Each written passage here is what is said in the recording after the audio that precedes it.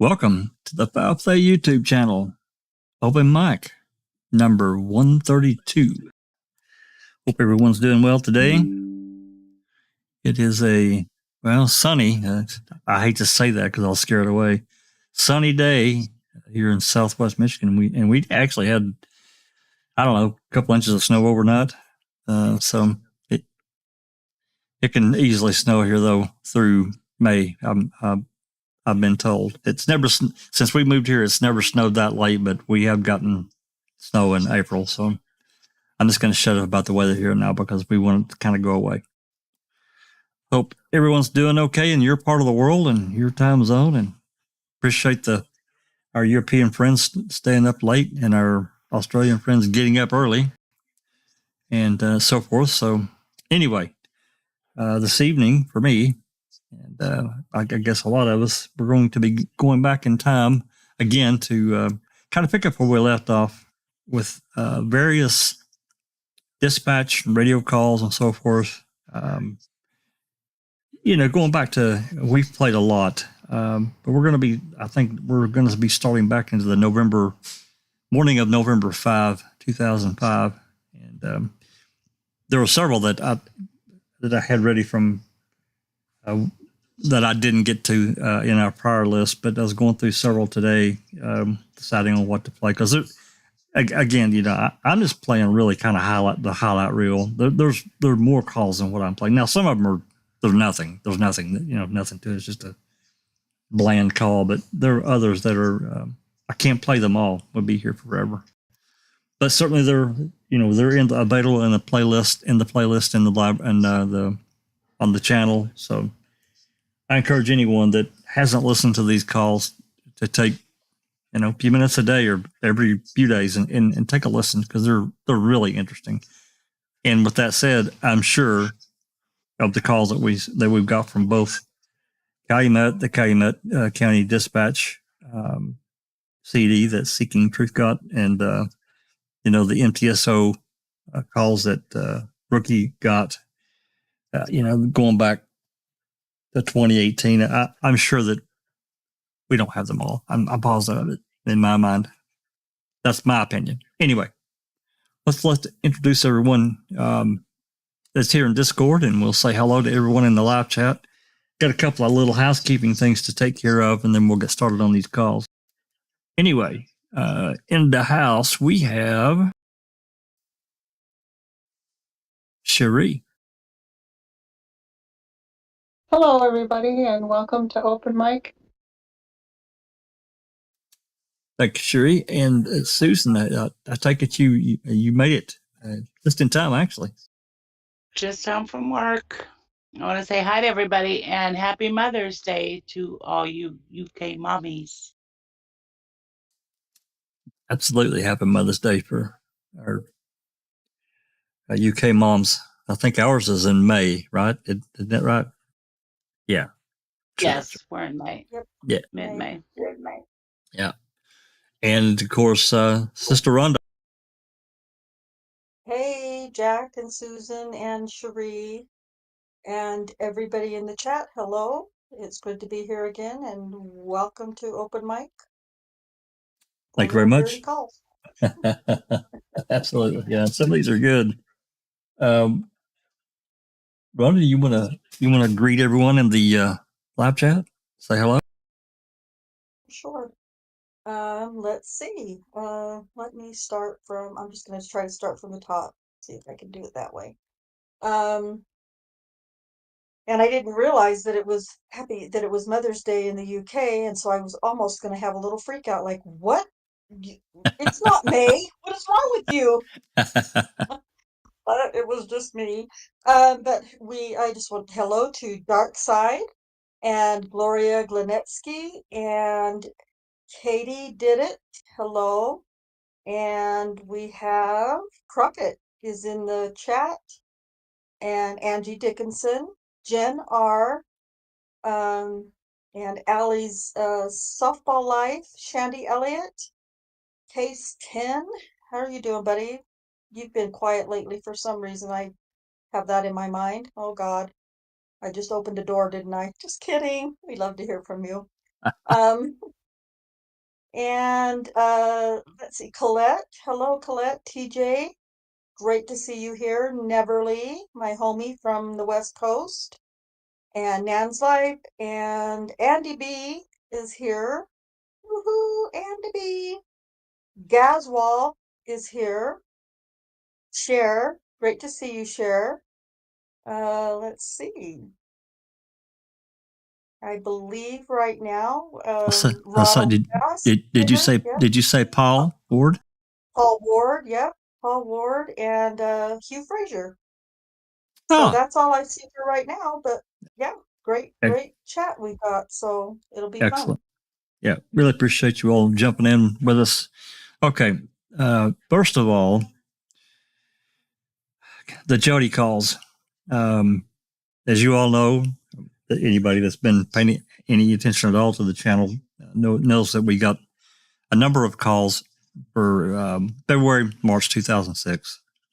I'm in the process of getting those uploaded. I like I think there's about 10 more calls between Jody and Chuck or Dolores, whatever.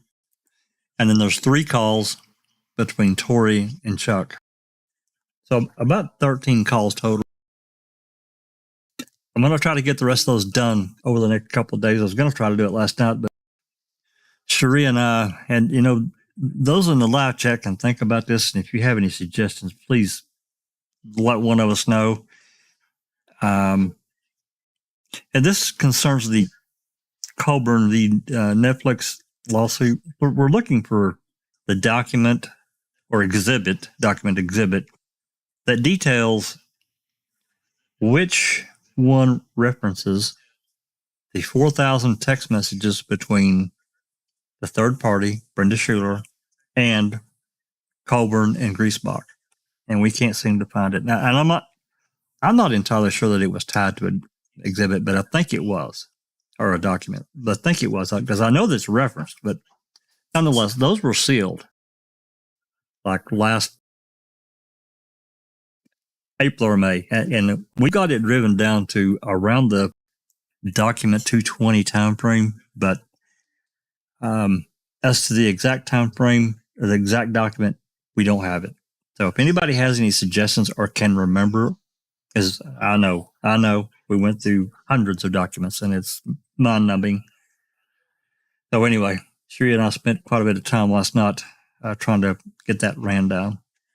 So anyway, with that one, I'm going to let that go. The next thing is the Jody calls. I got 2 DVDs, sorry.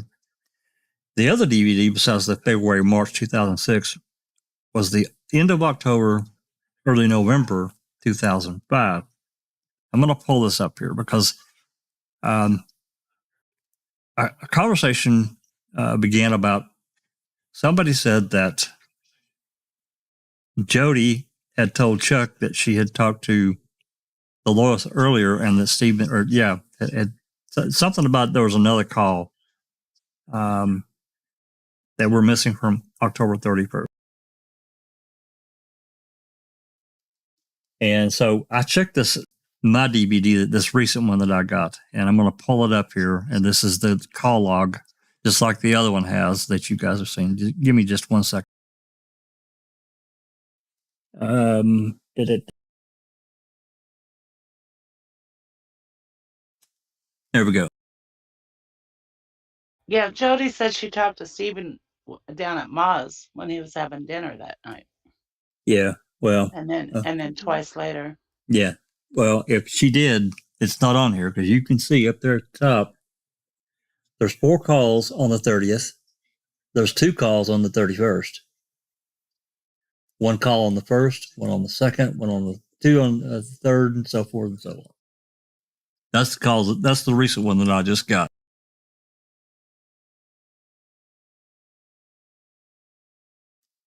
She must be remembering the wrong day or something because, or it got pulled out of this. That could be.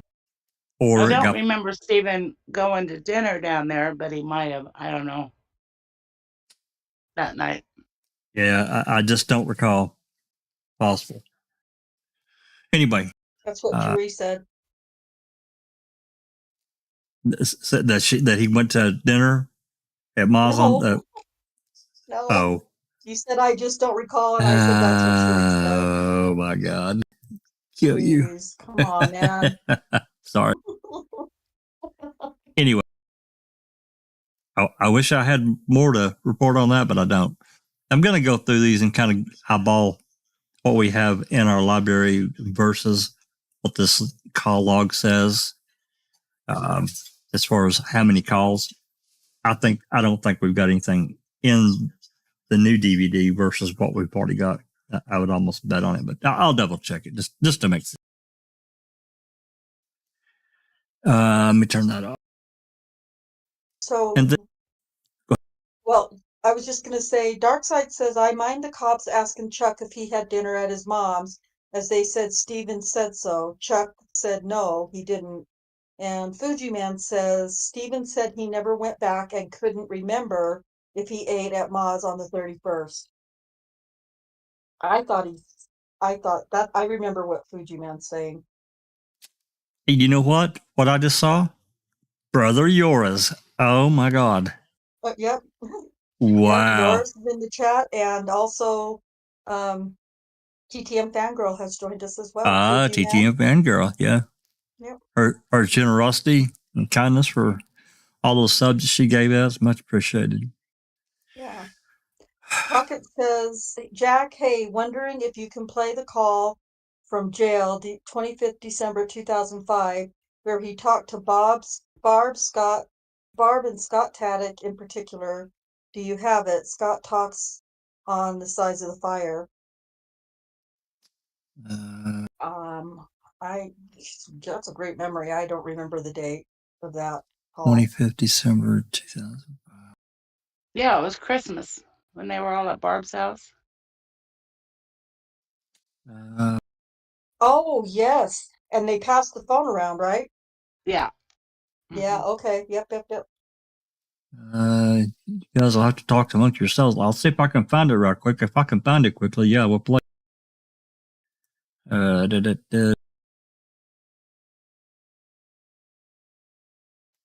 Playlist.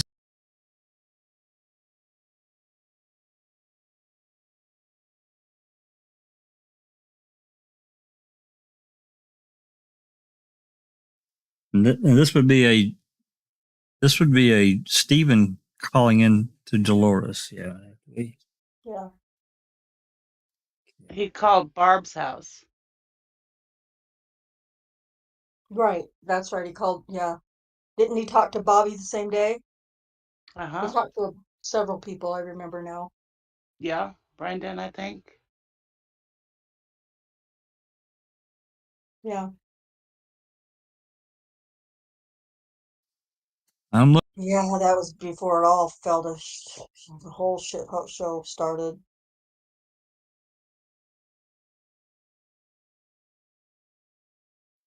Okay. It was in the evening, I believe. There are. Hello, Rhonda SD. Thank you for joining us.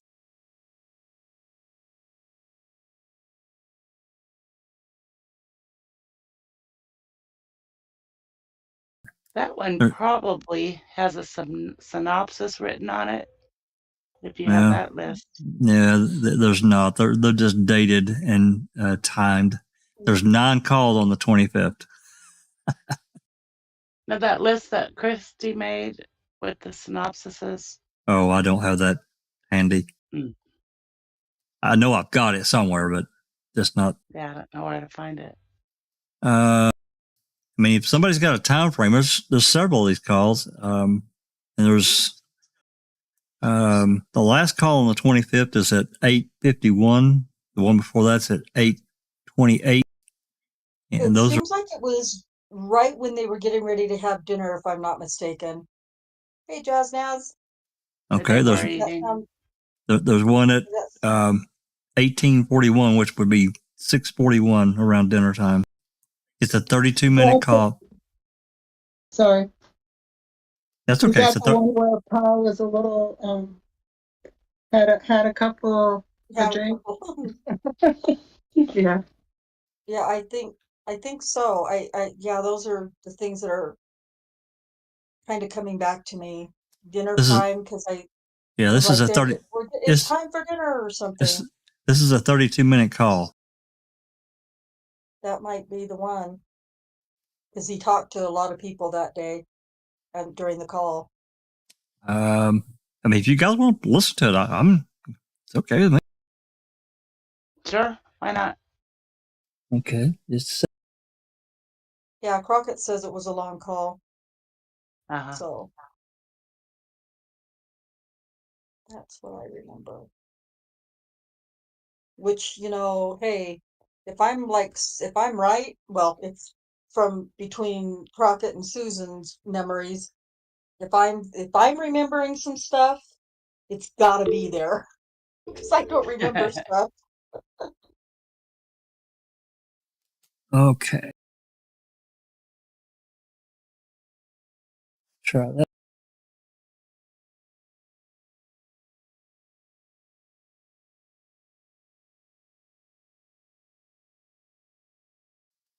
All right, that's going to pop in there. There was one more thing before we play this call. I don't know if Sherilyn Pontillo's in the live chat or not, but She is there. Yep. She just yeah, got here. she had made a comment. We've been kind of talking back and forth about this call. Jody had made to I guess from the jail, but she'd made another call, and Chris, I guess Chuck's son, said that he recognized the number and it was different and it wasn't from where she normally calls from. And I can't, I mean, I'd replied to her comment and we'll talk more. We'll talk about it, but I don't know how the system inside the jail works as far as all the various phone lines that run through and has decided on which one gets connected to the outside world. I just don't know. It sounded to me like, yeah, you're on the same phone, but it will, the call out number will come up different Yeah, it's at dynamic. times. It's not static. It's a dynamic type. Yeah. So it can pick any one that's not busy being used. I remember somebody just talking to Jody and about that, his last calls. Yeah. And she was saying, no, we're right here in the pod. And they're like, well, it's a number that's usually downstairs. Nope, we're here. You could hear in the background, you could hear everybody. So. Right. And I think that's the way it works. But again, I'm certainly no expert. I just have some general knowledge of how, the public's system works. It's kind of like, you think about the jail calls themselves or the dispatch calls from Manitowoc, and they had a number of lines. It wasn't just, the main two lines were 4201 and 4202. We know that. However, as we found out last year when we got all the new dispatch calls, they had a number of lines that we didn't know about, but that was part of their trunk system, their public's, or whatever you call it, phone system within the jail as a whole. So, and dispatch center. So again, I'm not sure, Sherry, I wish I could maybe there's an expert or somebody that's really familiar out there that's listening that can help us understand how that system works. Because I'd like to, get her an answer, because I can't fully answer the question. I can't. But I think I'm pretty close to the truth, but maybe somebody can explain it better than what I am doing right now. Anyway, all right, let's play some of this call. I'm not, Crockett, is there any certain part of this call that you're wanting to hear? If there is, then I can maybe kind of scan for it. About Scott and the fire, talking about the fire. Yeah, Okay, he said it exposes Scott when he says the fire was nearly out when he seen it. Okay. All right, well, we'll see if we can find that. All right, I'm going to start the call and we'll go from there. Like I said, you can see here, it's a 32-minute call, so I'm not going to play it all. All right, here we go. If you're in Discord, you're going to have to unmute YouTube.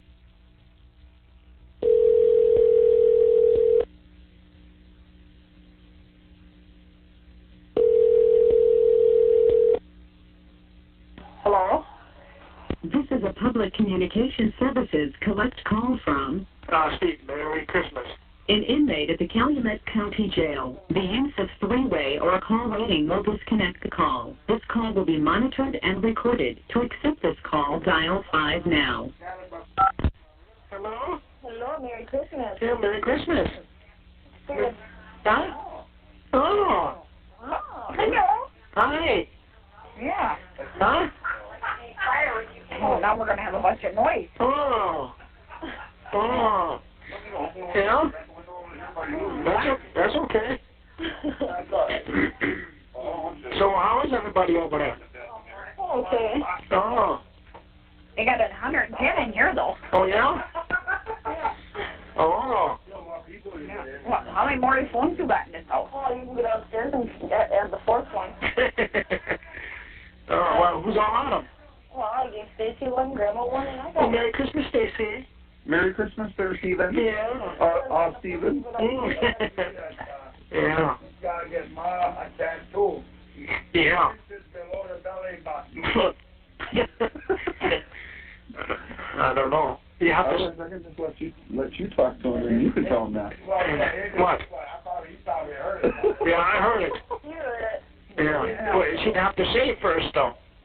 He said she'd have to shave. She has to shave. He just nods his head, yeah. Yeah, I'm going to start scanning forward so you guys are aware. We'll see if we can find Scott. Well, what the hell? She was preoccupied. Something about Brian. Turn Donnie on. Oh. Turn him on. It says, I want a tattoo for Christmas. 8 inches below the belly button, a big banana.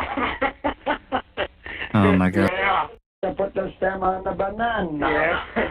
It looks pretty good. I already talked to Chucky already. He talked to you before. You said, Yeah. We cut him off. Yeah. Big tattoo to all those stickers. Oh, yeah. Yeah.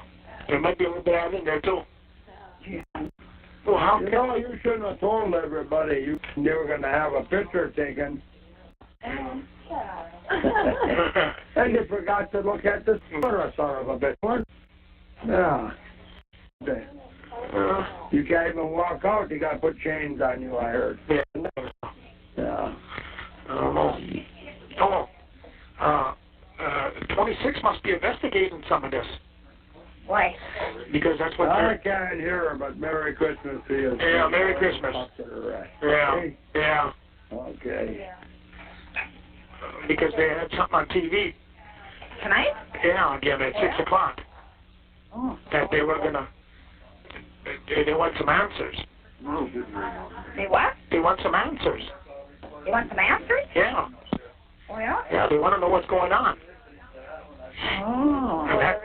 And that's why they're going to the FBI lab. Oh, yeah, to see what the procedures are and everything. Huh?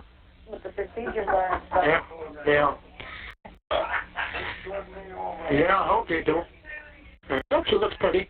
Huh? That's when she's all dressed up. She looks pretty. Where? This call is from the Calumet County Jail. Earl and Candy there too? No, not yet. Oh, Earl and Candy and Daddy are here? No. Oh. They were supposed to be showing up. Yeah. The hell they are. Plunder wasn't too bad. I finally got Yeah. No. Good at this, twirl in between your ears? Yeah, more solid. I go down about 7:30. Huh? Yeah, I'm tired. You're tired? Yeah, she was tired too. Well. Yeah. Yeah. Oh, I hear Lloyd over there. Well, next year it'll be better. Huh? I said next year it'll be better. Where'd that Linda go? She in the other room? Yeah, Linda. Who? is Linda? My mother. Oh. Say hi to her. Yeah. Okay, hold on. I'll grab their phone here. Yeah. I didn't even know she was there. Well, there's only 3 different phones. Oh, yeah? Yeah. Well, Carlo, sometime next year you're going to have to help. Yeah. Yeah. You're going to move out. Yeah. Yeah, I don't know. Yeah, they asked me if anybody else was coming up. Yeah. They could leave it at more than 20 minutes, though. I want to come after. Yeah. You could scan forward a bit. She can do it right now. You think it's any? I'm skipping like 15 seconds at a time. I'm skipping like 15 seconds. I felt like it was more sorry. towards like halfway through. Okay, well, I'm What gonna. do you think? I just don't remember. It's been too long since I listened to this. It's been months and months and months. But I'll skip it forward, see if we can find it. Yeah, Crockett says it's near the back third. I kind of feel the same way. I know it was closer to the end of the call, but yeah, that's my memory. Okay. Well, I'll start here, then I'll just start skipping forward. Maybe 5 minutes at a time or whatever. Okay. All right. Here we Oh, yeah, it does. Yeah. Yeah. Yeah, that's why I saved it. That's why I didn't call you for the last 2 weeks or whatever it was. Yeah. But they're talking about 600,000 then. Oh, that's in the head. I want to be up there, secluded more or less. Well, I don't know. I think well, It don't bother me. yeah. They said the phone bill wasn't as bad as what I expected. Yeah. I'll be before you even dial it. Yeah. Yeah. Sometimes I can hear other people talk and everything. Good thing that I did it at home and not while I was down in Manitowoc that day. Oh, yeah. So Yeah. I had Kyla wrapping him up a great big huge mug. All right. Okay. Bye-bye. Bye. Here, Carla. He hung up. Oh? Yeah? Yeah. No, he's still there. Oh. He said you hung up. Yeah, I just told her bye.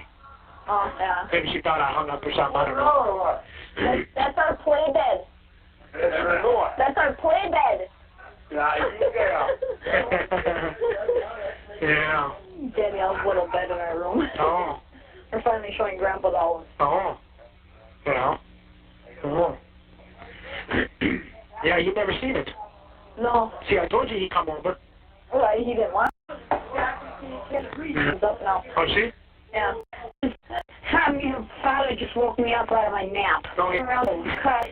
Bye. Bye. Okay. Yeah. Bears are winning.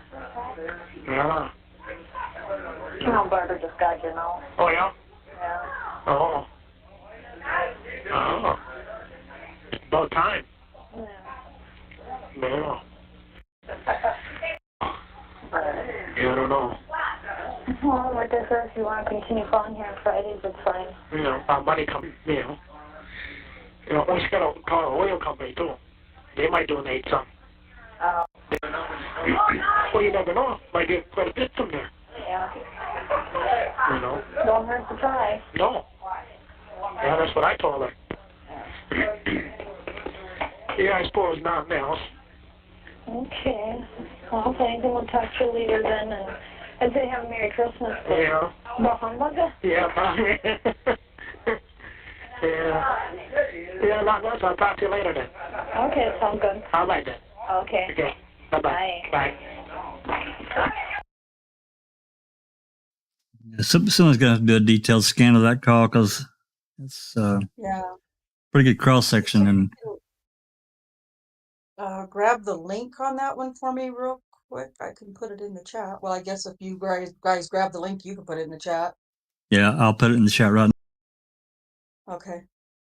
Jack's going to put the link to this particular call in the chat, so you can look for it, Crockett. And then if you can find a timestamp, we can try and do it again.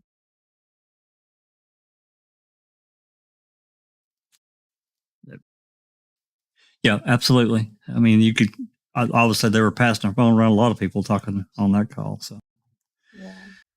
I actually had forgotten about that. But there's so much information. There's just, you go brain dead trying to remember. Yep. Okay. That's for sure. Okay. All right, let me look at my notes here where we're going to start at. I just did, I just did basic notes as I was making this list here for the calls. And this one is it's at 10:07. Wait. Well, this one's a little out of order. I don't guess it's a big deal. You know what? Yeah. You know what? I'm going to play this other one. I don't want to be out of order. I don't know why the hell I did that. Brain dead.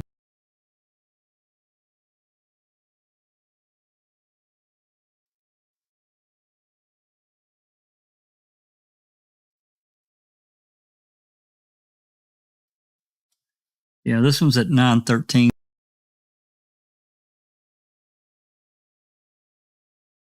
Yeah, this is at 9:13 a.m. and it says what I write down. Possible tip. So, and this is a pretty short call. I guess I better turn it on here.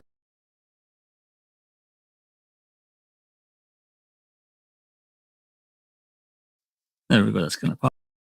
If you're in Discord, you're going to have to unmute. And as you can see, this is a 50-second call. So, all right, here.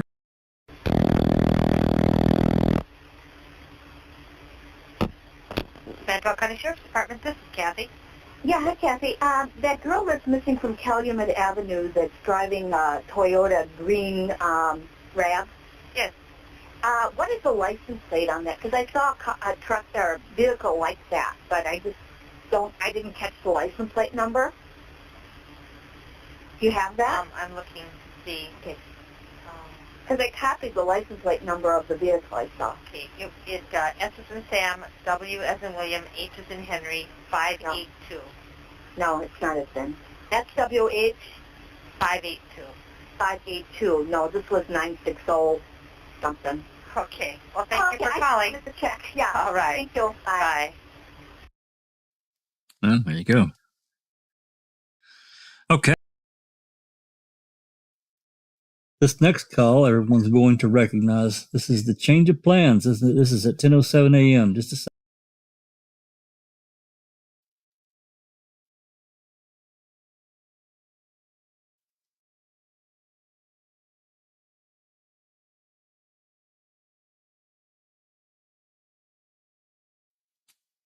This is a little over a minute call. I think this is where you're calling Remaker, I think. Anyway, let's get it played.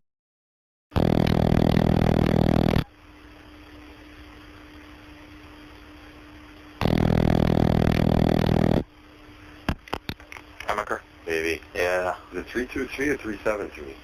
323. I can't remember fucking writing. 32319, the year you were born, 1929. You got her.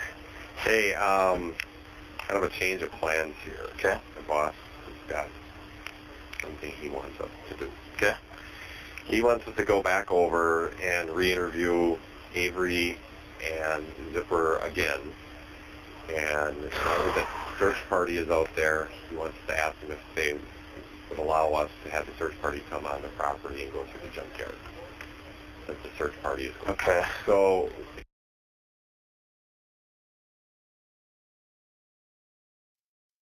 I'll pause this call right here specifically because you look at what time it is. It's 10:08. Wiegert is calling Remaker about having the search party go onto the property. However, and I can't prove there's a connection, but I feel like there is. Who shows up number one, who was at Teresa's house that morning?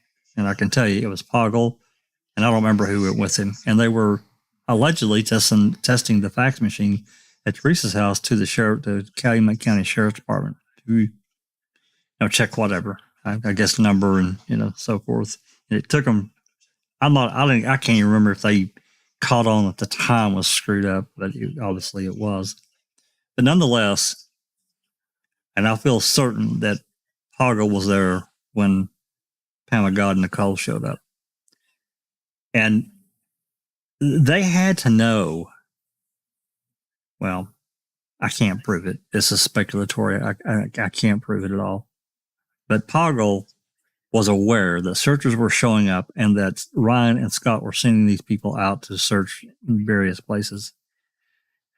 Obviously, one of my pet peeves was that Pam and Nicole were late, and that's fine. But why hadn't Ryan and Scott's already sent people out to ask someone at the Avery salvage yard if they could come on a search? Why hadn't they done that? Knowing that Teresa had been there. They knew that she had an appointment there. It was admitted.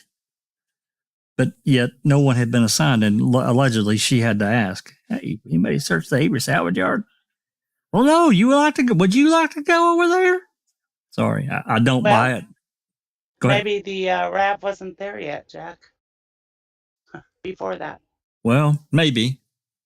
I guess there's potential for that, certainly. We'd be speculating if we knew that for sure, but there is that possibility. And we can't forget about the 5 kittens that were found that were Teresa's friends that were found on the Avery salvage yard around 12:30 that day by Manitowoc County sheriff's officers. And again, I can't prove that they were part of these searchers that showed up at Teresa's house, but I can't help but believe that they were. But again, can't prove it. But I find all these, these their connections, but we don't have direct proof. I find them highly questionable, even suspicious to a degree. I don't want to throw out some innuendo that I'm saying this is fact and that it happened, because I don't know that that's what happened. But I just see effect. That's all we can look at is what happened really. I mean, what was reported, and then but the front end of it we don't have. So anyway, what day did Teresa's cousin go out there and look? The day before on the 4th. Yeah, the 4th, right? Yeah. Him and his girlfriend. Sherry's saying he was there twice. David Beach. I'm not remembering 2 times. If she could get us I know he was there on the 4th. Me either. And I'm not remembering the second time that David Beach was there. At least if she can get us a report or something, I'm glad to take a look at it. I do remember. I can't remember if it was Earl or who said it. I do know that David asked if he could drive through, and they said, yeah, be careful, blah, blah, blah. And he damn near got stuck because they had clearly had some rain, and we've all seen the photos of how bad it was, mud-wise, and, there's places with standing water and so forth. But he drove through, and obviously no mention of seeing any RAV, and you could clearly drive down that little jetway there where the RAV was kind of shoved in there. That was an area you could definitely drive. Did he drive down there? I don't know. But to me, there's just absolutely no way that car sat there for 5 days without someone saying, hey, you got a pretty new looking car up here. What's going on? How much you want for it? Because I have to believe that they had pretty steady business in the junkyard. Most junkyards are that way. People are looking for this and that to save money from having to buy a new part. Somebody would have seen it. I think. I guess you all would agree. I don't know that, but and someone would have inquired about it. So, yeah, I'd like to know if Sherry can get us another date and time that he was there. I don't recall that, but it was so well concealed. I'm not surprised nobody saw it. It's almost invisible, right? It's so weird. Yeah. It's covered up. You can't hardly notice that big RAV. Yeah. That big RAV4 Spare tire cover. It says RAV4 on it in giant white letters. You said that, Susan, and I was like, wait, what is she saying? Like for like a split second, I thought you were being serious. I don't know why. I didn't know. I did too. You got me too. I'm like, wait, what? Anyway. All right. I just wanted to throw that in there. I didn't want to ramble on as much as I have, but I have real problems with this section. So change of plans. Boss has got something he wants us to do. Go re-interview Avery and Zipper, and you've heard Remaker sigh big time over that. But Wiegert had to know. I can't believe that Poggle wouldn't have made mention to Wiegert that there were searchers there at the house, and they had a conversation. Why wouldn't they didn't care about the searchers prior to this? There was talk about this, and they didn't have anything. They didn't want anything to do with it. And now all of a sudden, Wiegert says the boss wants us to have the searchers go over there. I'm sorry, I got problems here. Anyway, I'm going to finish up this call. It's almost done. If it's okay with you, we'll meet you over at your sheriff's department. Okay. Talk about a little bit, if you're not too busy. Okay. Yeah, Zipper's not going to be real happy. I'm sure he's not. If he tells us no, he tells us no. All right. That's the way it is. Okay. If you don't mind, help us out. Yeah, that's fine. Stop over. Okay, we'll probably be there maybe within the hour. Okay. Give me a call before you get here. I'll meet you. We'll do. Okay. Thanks. Bye.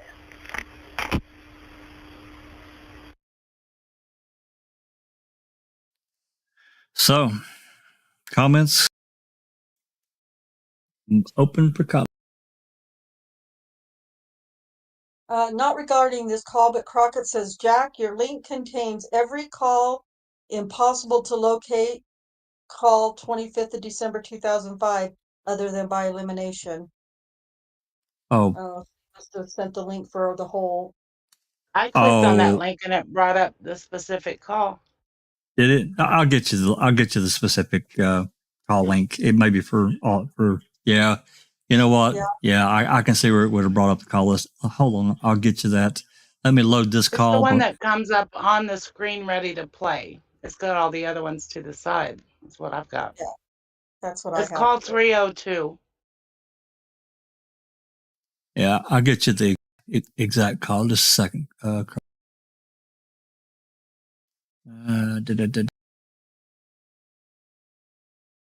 Well, never mind.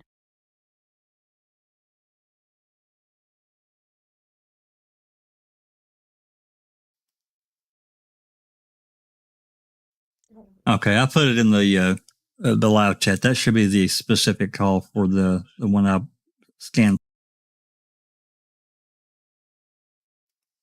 Okay, this next call, as everyone can see, is the Pam Sturm call. And if for those that don't know, maybe they're new to the case or whatever, there was a call before this too, where she tried to call Pagel apparently, and it went to his voicemail. And I'm guessing that was from the number that she was given by Ryan. So she calls back and she calls the dispatch line and then gets through. So I'm sure this is a almost 6-minute call. So I'm sure we'll pause a time or two to discuss and flambe and this is just such a weird call. Any other comments before I start? No? All good? Okay, let's listen to Pam Sturm.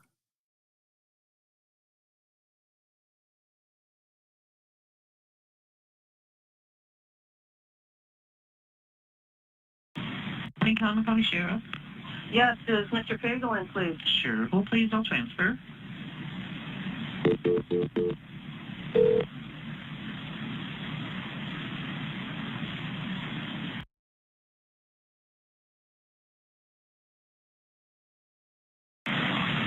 Dispatch.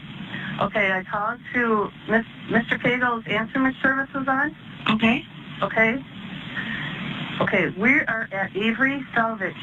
Okay. Okay, and we're searching for the vehicle. Right. for Teresa Halbach. We have found a RAV4. What color specifically was her RAV4? And do you have a VIN number? This vehicle is green. Okay, this, no, this is like a 801. bluish green. Okay, do you have the ID number? Oh, hold on. Number.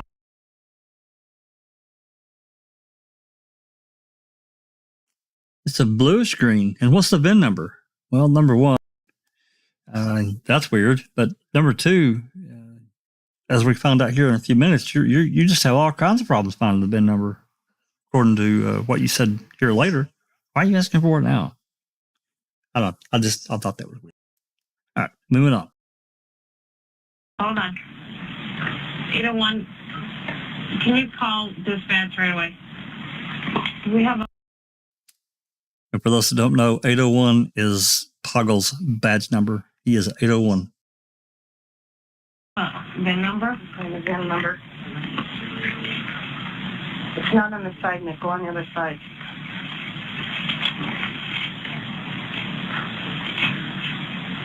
Hold on. Here's Jerry.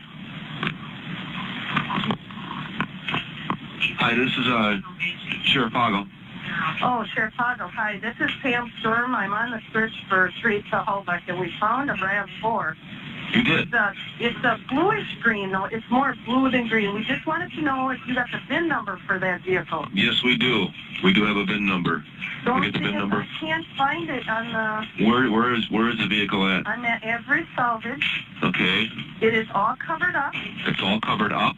Not all covered, but it's got a lot of stuff on it. Branches. I don't have my glasses. Okay, branches over it? Yeah. Where's the VIN number on something like that?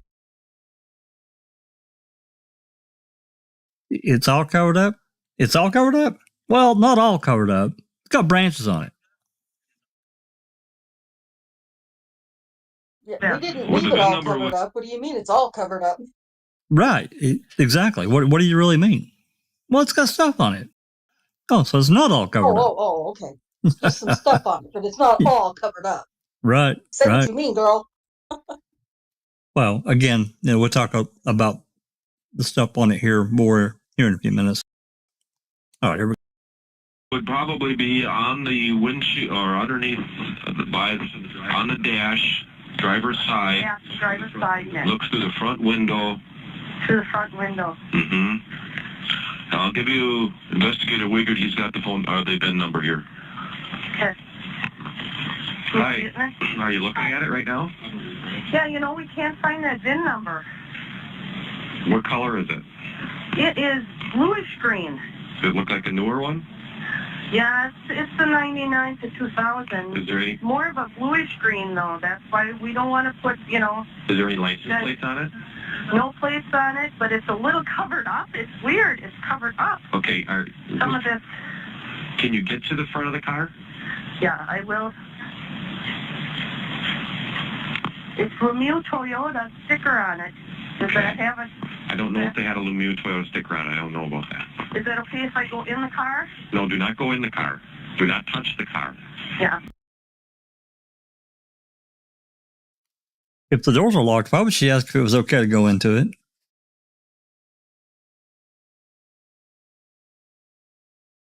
Yeah, I'm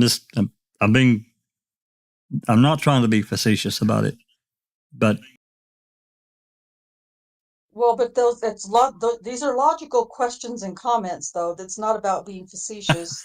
Those are like comments and questions that are just logical to, a normal brain. Right. If the doors are locked, I mean, to me, if they've already checked them with their, her Kleenex or her sleeve or nothing, and just lifted the handle and it was locked, why wouldn't her words out of her mouth be like, well, we tried to open it, but the doors were locked? Yeah. Not is it okay to go into it? I'm just saying. Right.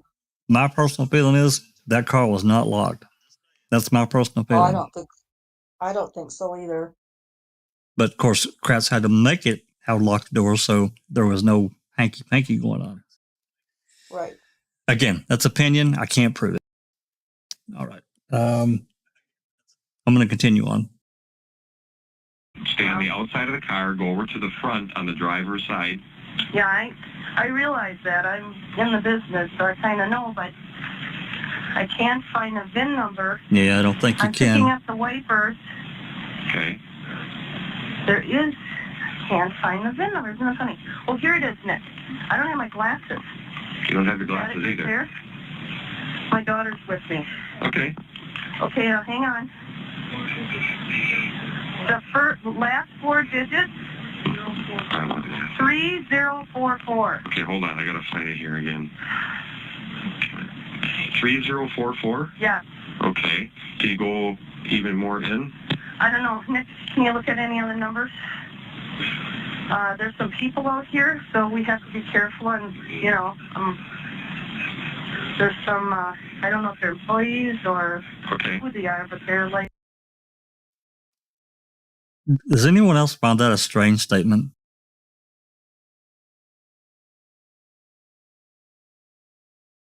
That there are people out here? Yeah. It's a fucking junk. It's a fucking junkyard. I mean, pardon my French, but I was just going to say that I had never really caught that before, but that was why do I feel like that was weird to say? it's weird to me. They're open for business. I mean, they didn't just close because Pam and Nicole showed up and God. Mm-hmm.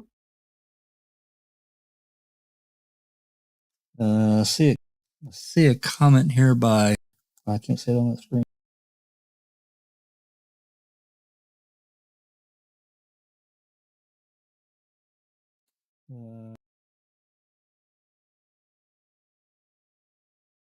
What was the question? I guess Paul Ward had made a comment on up that I can't see here on my tablet.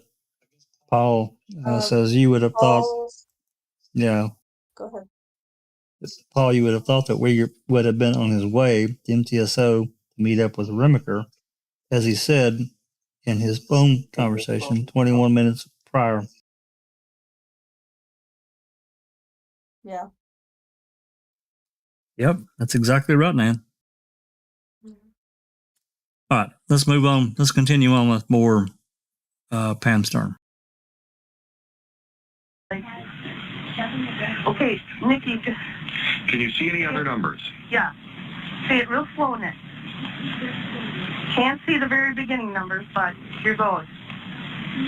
T0, Z, 5, F, 7, a 1 or a T, a 1 or a T.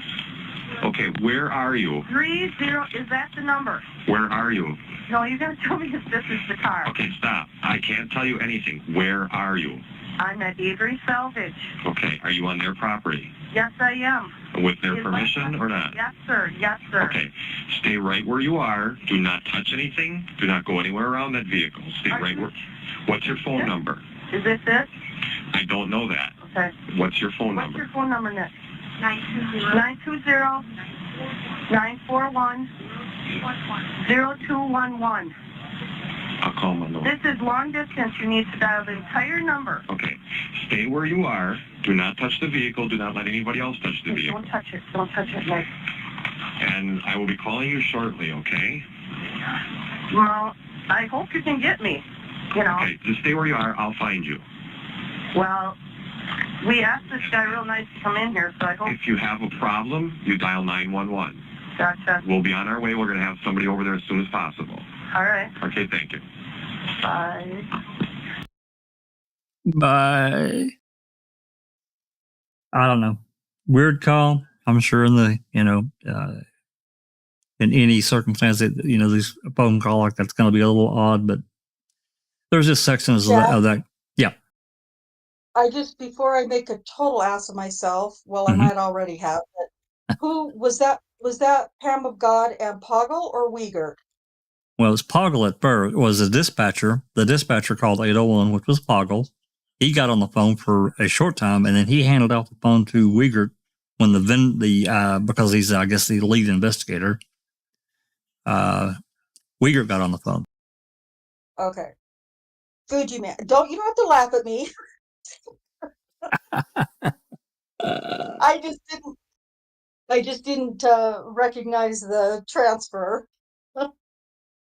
I made a mistake. Katie did it, says, remind me to whom Pam of God is related. Well, I'm not saying anything. Be quiet. No, go ahead. Jack, go ahead.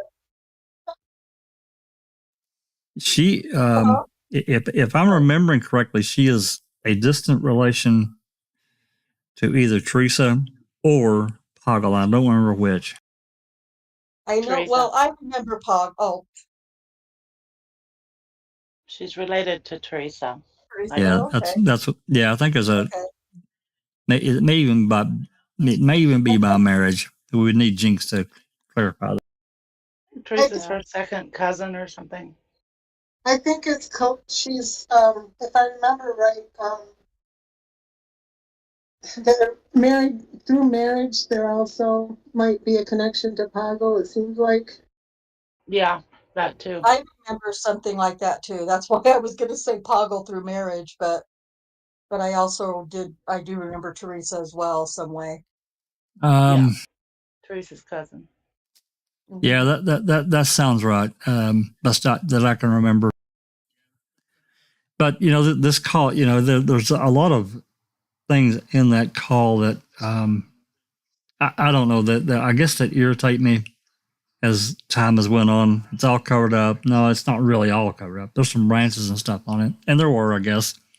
There's also a box on the front of that, on the hood of the car. I think there was some car parts that were actually stacked on it, like an old carburetor and various things, and some branches. And there was also a couple of hoods leaned against it, and they moved them. Pam and Nicole moved those hoods, but they ended up, I guess they moved them back. Pam saying she was a private investigator, but she doesn't know where the VIN number is. She arrives at the property, tries to look for the VIN number, but she didn't have her glasses. She can't see it anyway. I don't know. There's also a backstory to Pam even going to that, and you can read about that. It's in.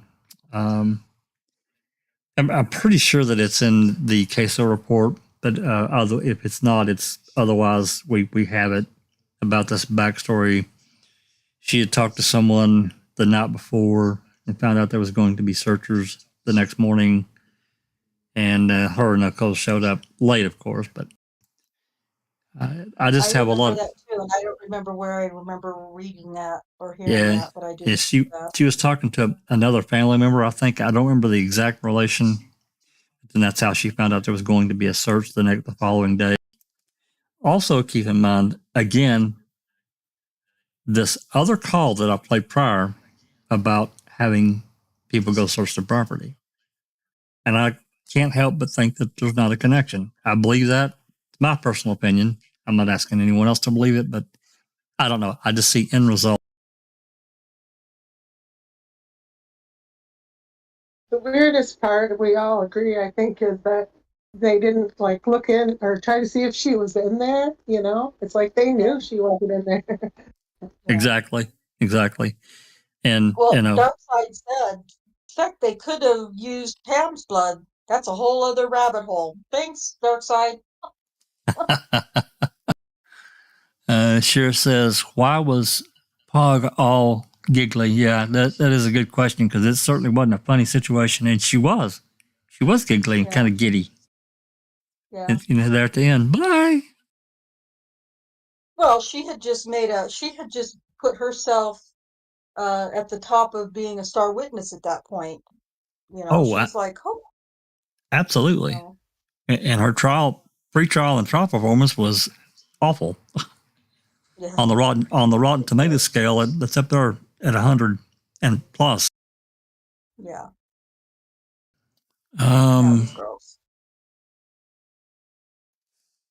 Yeah, I can't help but believe with that question about going into the car that they'd already checked and the doors were open. I don't know. To me, the statement itself is out of place. So maybe she screwed up or whatever she's supposed to say or whatever.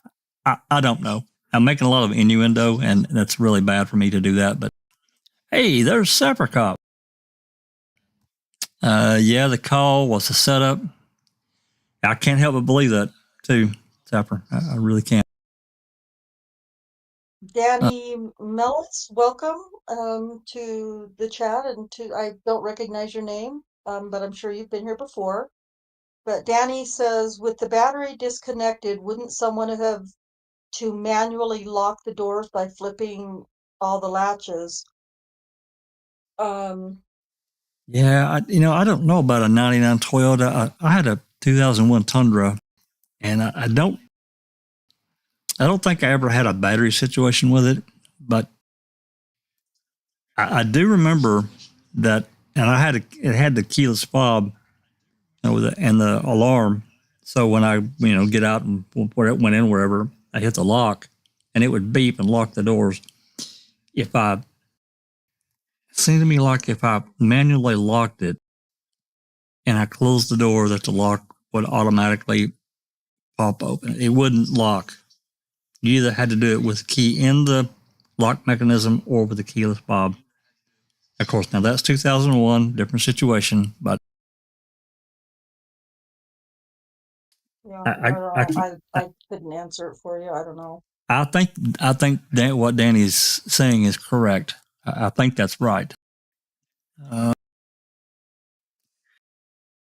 What else we have here? Yeah, I haven't seen Danny either. Thanks for dropping by and listening in to these various calls. What else do we have here? Stephen disconnected the battery, but kept the key to move it to the crusher. Yeah, it's a good one. Yeah, exactly. That's a good. It's also a little interesting, maybe not, the end all, but Pam didn't say anything about the damage to the RAV either. And I'm not saying that she necessarily would have, but I don't know. Maybe it's just because of the excitement of the moment and it didn't really catch her attention. That would be my guess. And, they weren't standing directly in front of the car, I guess, at that lower part where the parking lot was busted out. But I don't know. I have all kinds of. I surely think she would mention that, but yeah. I would think so, because there's no damage described in that car by anyone at that point in time. Right. I mean, she said something about the Lemieux sticker, That's right. Yeah. Well, and the again, for the newer people that may be listening in, lurking, Pam and Nicole were arrived around just a little after 10 at the Avery salvage yard, and by 10, whatever that call was dated time wise. Let me see here. I probably got it in my notes here. She called Calumet dispatch at 10:28. So even if they arrived at 10 o'clock, parked, and walked, they literally just about had to walk straight to it. And we're not talking about a short distance here, people. It's just not. The salvage yard, it's 40 acres, and there's close to 4,000 cars on the 40 acres of land. And the direction that she went, she could have went any direction, but that's not what she did. They went in and immediately went left. So, been a lot of speculation, innuendo, blah, blah, blah. Again, it's just, I don't know. It just smacks of, as what Sapper Cop said, a setup. She was the only one given the camera. She was the only one given Pagel's direct number. Yep. And like you just said, Jack, they damn near made a beeline right to it. They made sure to get permission to be on there. Why? Because they needed to establish the efficacy of the quote-unquote evidence when they got it. That's right. So it wouldn't get thrown. And you'll note it. Right. And so what one thing that immediately jumps out to me is when they're going to the salvage yard, and even when they find the vehicle, this is a missing person, correct? At what point in that call does anybody ask if Teresa's in the vehicle? At no point. At no point. Yep. Didn't even inquire. What was barely even talked about other than it being Teresa's car. No questions about her and nothing. Any sign of her, just you would think they would ask, is there any sign of Teresa around there? That's right. Even if there wasn't a long discussion, ask the question. Yeah. That would seem to me the basic question. Is the person we're Right. looking for in the vehicle? Yep. Right? Yep. Have you looked inside, looked through the windows and seen if there's, if she's inside? Wasn't asked at all. Nope. Yep. Well, welcome, Cyber. She could Thanks have for been coming. in there, still alive. Yeah, I've been running around with my kiddo trying to kill some time before her softball practice, and we had just walked into Home Depot, and the thing popped up showing there was alive. I was like, shit. So now I've got a free hour and a half, so I figured I'd jump in. Hell yeah. There you go. Any other comments on the we need to cover before we move on? I don't, we've talked about this call a lot, and I'm sure it's going to be talked about more in the future. But any other comments before we move forward? I don't want to literally beat it to death. I mean, I kind of do, but I don't want to. Hey, there's Mark. We could do an entire live just on this call. We could. Hey, there's Mark Houghton. Hey, have. thanks for dropping by, Mark and Jinxie. Hey, Mark. Hey, Jinx.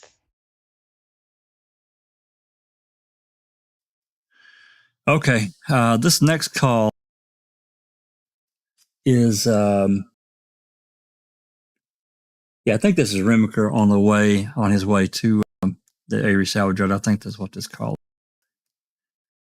Let's see here.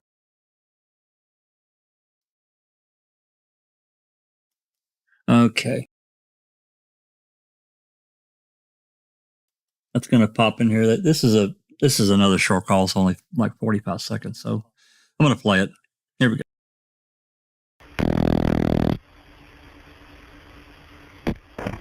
Good morning, Manitowoc County Sheriff's Department. Yeah, Katie, what's up? I just want to verify, you're going to Avery's? Yeah. And where on their property? I'm not sure. Cal County called me and said that there's a female subject out there, maybe just be a citizen. And, hang on, I gotta get through this intersection. Has a vehicle there, and the last 4 VIN numbers match. You can't get the rest of the VIN numbers. Oh. So, that's all I know right now. All right, I'll reopen and put you on it. Thank you. All right, bye now. Alrighty, so it looks like at 10:49 he's on his way. I don't know how far the salvage yard is from the jail, but I don't think it's like real far. Like 8-10 miles, something like that. I don't remember exactly. Okay. Now, unless he's a world-class actor, I can't really tell if he knows Pam was supposed to be there or that it's Pam that's there doing this. It doesn't sound to me like he does, but I could be wrong. I agree.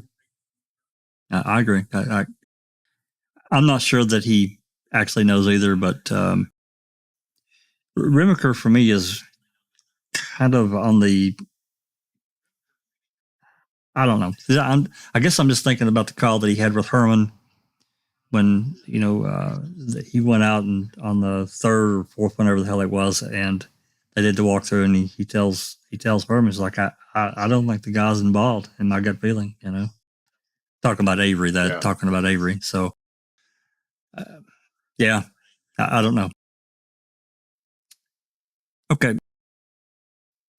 This next call is another call in, and I'm not sure if this is Jacobs or who, but they're calling. With this little, I think I got a couple of calls here. Maybe that. I think yeah, I got this guy and Link. Anyway, they're supposed to report to Davy Sour. I think that's what this is. It's another short call. So here we go. Good morning, Manitowoc County Sheriff's Department. Katie speaking. Katie. Todd. Give me the on-call view. Go ahead and confirm.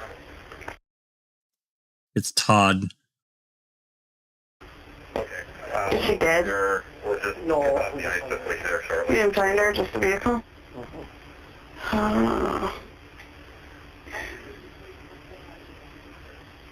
D.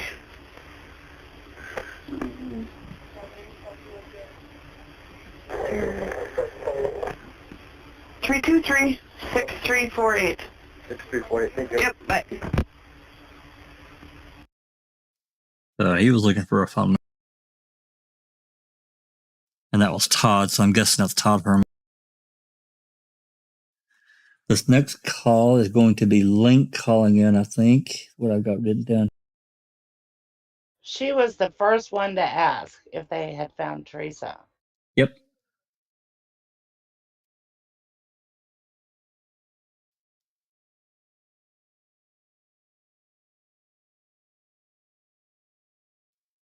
This is a 3-minute call, so there's a little bit more here. I don't remember. I've listened to so many calls. I don't remember what all is involved in this call, but let's take a listen.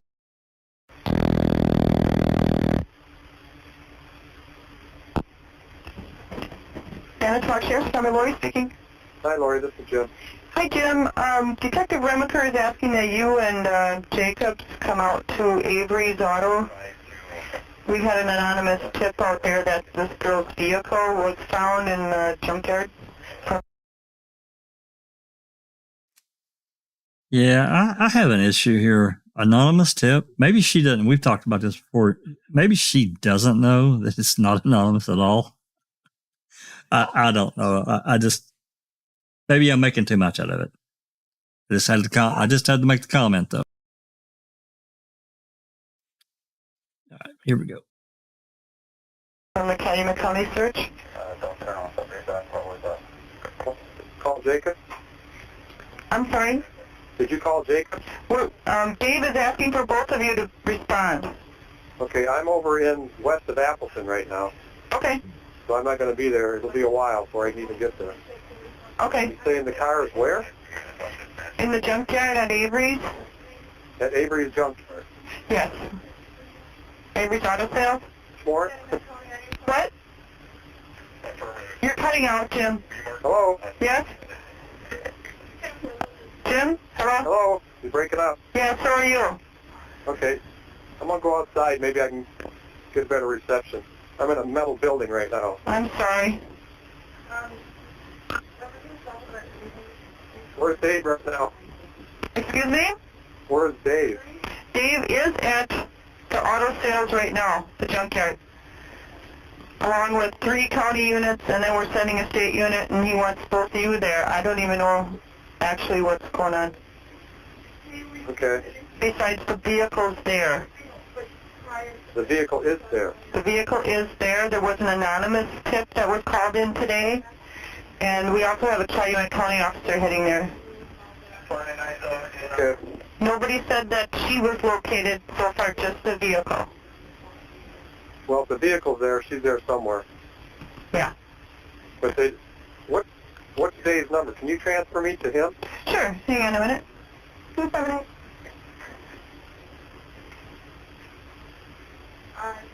Dispatch calling 278. Go ahead. I have 204 on the line. You'd like to stick with you. Can I transfer to your bus? Go ahead. Okay, I gotta look it up because I don't know what. Hang on a minute.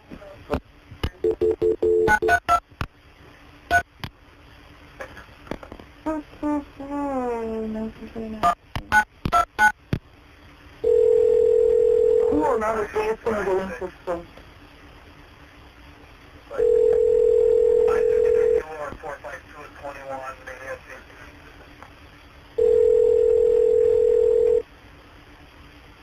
Really? That's going through. Dan? Yeah. Okay, when I hang up, hopefully Jim's there. He's west of Appleton, he said. Thank you. Sure. Okay, so since it's a transfer from dispatch out to an outside line, we don't get the rest of the call. As you, That anonymous tip is very interesting. yeah, and also, Link says, well, if her car's there, she's there somewhere. Oh, really? Right. How the hell do you know that? Yeah, that's just a stupid thing to say as an investigator. Yeah. that's what it's like Yeah, they're I'm kind of just curious trying to- why they would keep referring to it as anonymous when Pagel and Uyghur both knew exactly who they were talking to, and so would the dispatcher who took the call. So Well, they the said, dispatcher would not have. Sapper, she said there was an anonymous tip. So did somebody call in the tip earlier? And then they sent Pam out there? I don't know. It's like the communication between Calumet and dispatch. There's something that's broken intentionally or not. I don't know, but it certainly wasn't anonymous. Maybe it was anonymous to MTSO. That's why I questioned it when I stopped it earlier. And she did say it like 3 times. Or at That's least what twice. I'm thinking, that it doesn't, it's not the Pam call, it's a different call earlier. Right. They got a tip and then they sent Pam out there. But who would have called that tip in? Link? Colburn? 5 kittens. The 5 kittens. The 5 kittens. Because yeah, it's going to be somebody who knew the car was there. Exactly. And it's a call that we clearly don't have. Right. Or that has been recorded anywhere. Where's the report that states there was a tip? An anonymous tip. Yep. Nowhere. Except here. No, that's right. Nowhere. Okay. Well, this is the infamous Jacobs call. It's I know it's less than a minute. So let's listen to Mr. Jacobs. Maybe we should try and get a hold of this dispatcher. Yeah. Good morning, Manitowoc County Sheriff's Department. Darkside is saying, is there a tip book somewhere? Like the record of tips? I don't think so. I think that's actually, thinking back to the FOIA, the open records request. I feel certain that those have been requested multiple times, and the reply is that they don't have that. They don't have it. They've discarded them or whatever. Wouldn't you make a report though, whether it's anonymous or not? I would think. I don't know. I've never. Sorry. Worked in a That was a sarcastic chuckle. Sorry. Oh. Well, I'm just asking what in normal police offices whether they do. Sapper, comment. Yeah.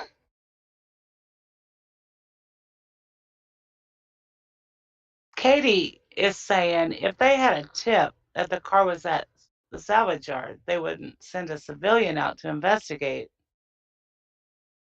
Yeah, sorry, I was on mute because I'm on my phone. I'm having to jump between Discord and YouTube. Yeah, if there had been an anonymous tip, there would have been a law enforcement official going out there. They would have had to get wouldn't a have search sent- warrant, right?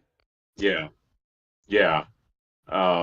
Well, I mean, they could have asked for permission first. Right. And who was it? Chuck or Earl that was there? Was it Earl, right? Earl. Yeah. Earl would have let him on because Earl's a dumbass. Mm-hmm. Well, yeah, he let everybody in. Yeah, come on in, guys. Yeah.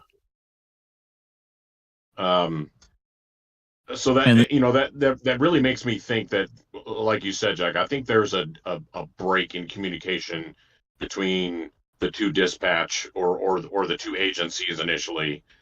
Because like I said, Pam or Pagel and Mark know who they're talking to, and so the dispatcher would have known too that they're connected to, and they would have noted that in the system. So to have the MTSO dispatch continuing to refer to it as anonymous is ridiculous on its face. yeah, that's what I think. I think there's just a disconnect. I don't think there was another call. Obviously, yeah, if they had gotten a tip like that, they would have had to have responded, and I think there definitely would have been a report. Yes, absolutely. Well, I don't know. maybe not in this case. Well, that's true, especially if Coburn was responsible for writing it. Right. Yeah. Okay, let's move on to this next call, or continue on with this next call. I'm sorry. This is Jacobs. I'll back it up just a little.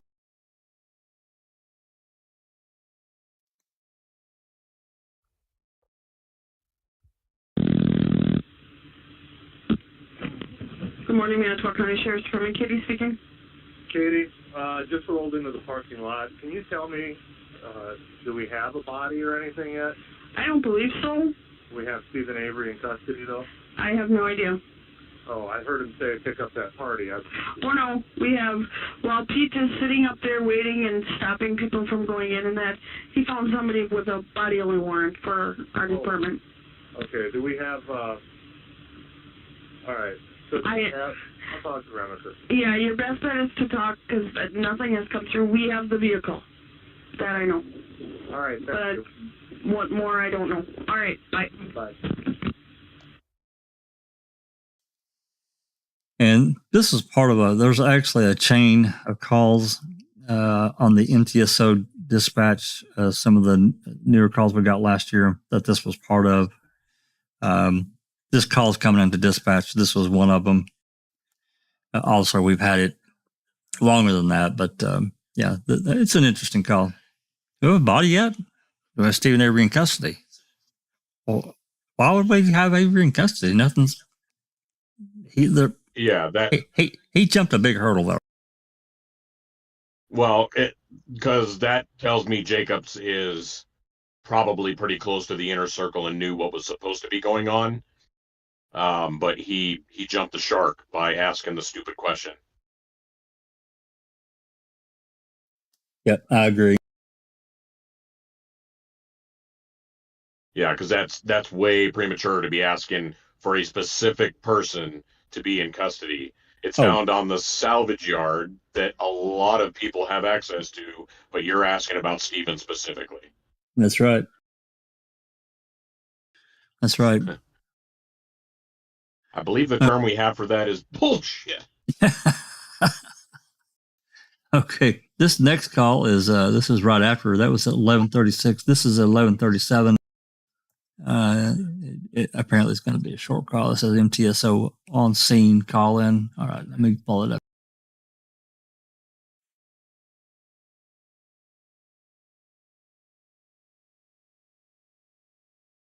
Oh, this is a lot.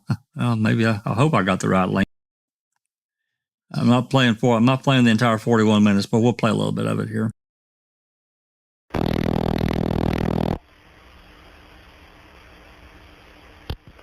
Lieutenant Tony. Hey, John, Greg here. I just got over here. We're obviously we're going to be out here a long time. Yeah. Has 3 cars stopped at the entrance. One of them has a warrant. Mm-hmm. We got Randy coming this way. Start thinking about, I'm not sure how many guys haven't been up by CASO get prepped yet. We're going to have to start securing this large area. Mm-hmm. I'm thinking maybe we could start getting a couple troopers from Brown County or something. Mm-hmm. Give us a hand down here if we need to close off this road, not this becomes a media circus or something. Okay. So can you see if we can get some troopers? My portable's dead. Sure, I'll work on getting troopers. Getting some troopers for traffic control and securing the area for us. I'd be appreciative. Okay, will do. Thanks. Sure.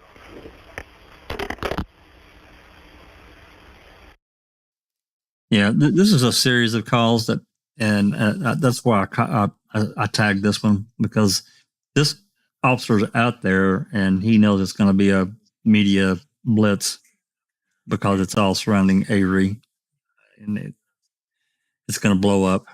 And whoever that officer is, good kudos on his part for understanding that. I will tell you, there's a series of calls here that and some of them probably are out of this stack of calls. Lieutenant Syme, he's clearly the duty officer. He makes a series of calls. He also, I think I included it, he does an interview. Now, this, you got to remember what day and time we are. Now, that call that just came in is between 11:37. So that was the first call. So that's when this one was, through 12:58 that day. So here we are, basically an hour, a little over an hour since the first call came in. Pam called in, and here we are, and this is going to continue forward. And this guy, Lieutenant Sam, gives an interview to a reporter that we'll get to here shortly. So anyway, let me pull this next call up.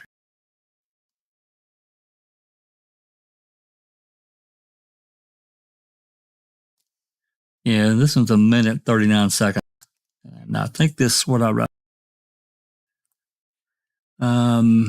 Lieutenant Syme sending out officers to block off the roads. Yeah, okay. Yeah, I think you'll hear it here. All right, here.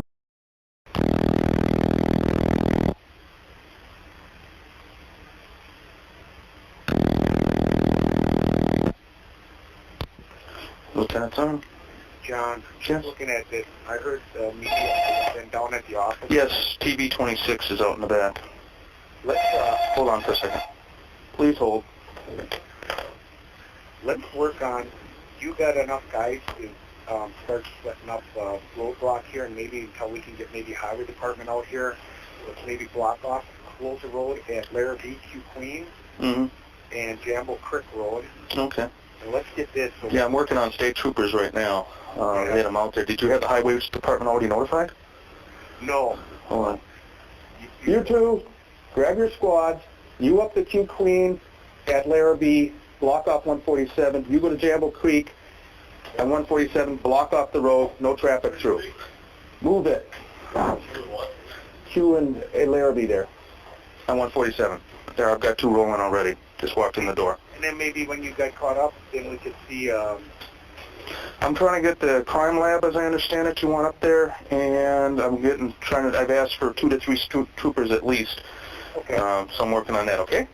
All right, very good. And maybe when you get caught up, the highway department, so we don't have to depend on. Then you want the highway department? I'll get them going. For barricade. Barricades, right. Yeah. I'll barricade those roads. No problem, I'll work on it.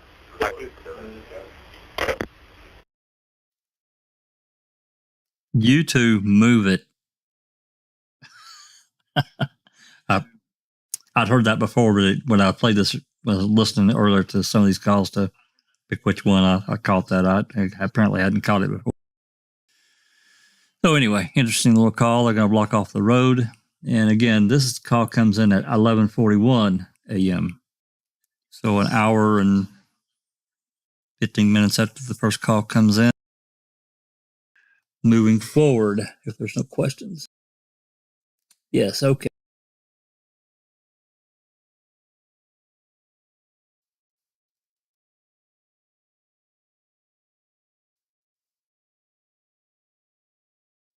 All right, this call here is Lieutenant Syme gives an interview to this Tom Kirchner. He's from the Wisconsin Journal-Sentinel. And it's interesting that he would give an interview of any kind this early, because I'm pretty sure, I'm 100% sure. That call we listened to a minute ago we'll listen to the first of it, that's 41 minutes long. I'm pretty sure this call was pulled from that series of calls. So we didn't know exactly what time he talked to this Tom Kirchner, but it's around noon on the 5th. So we're roughly an hour and a half since the car was found. Found in quotation marks. I roll. Sarcasm. So, all right, let's listen to what he has to say. And I may stop. This is an 8 minute and 20 seconds. So I'm probably going to stop at least one.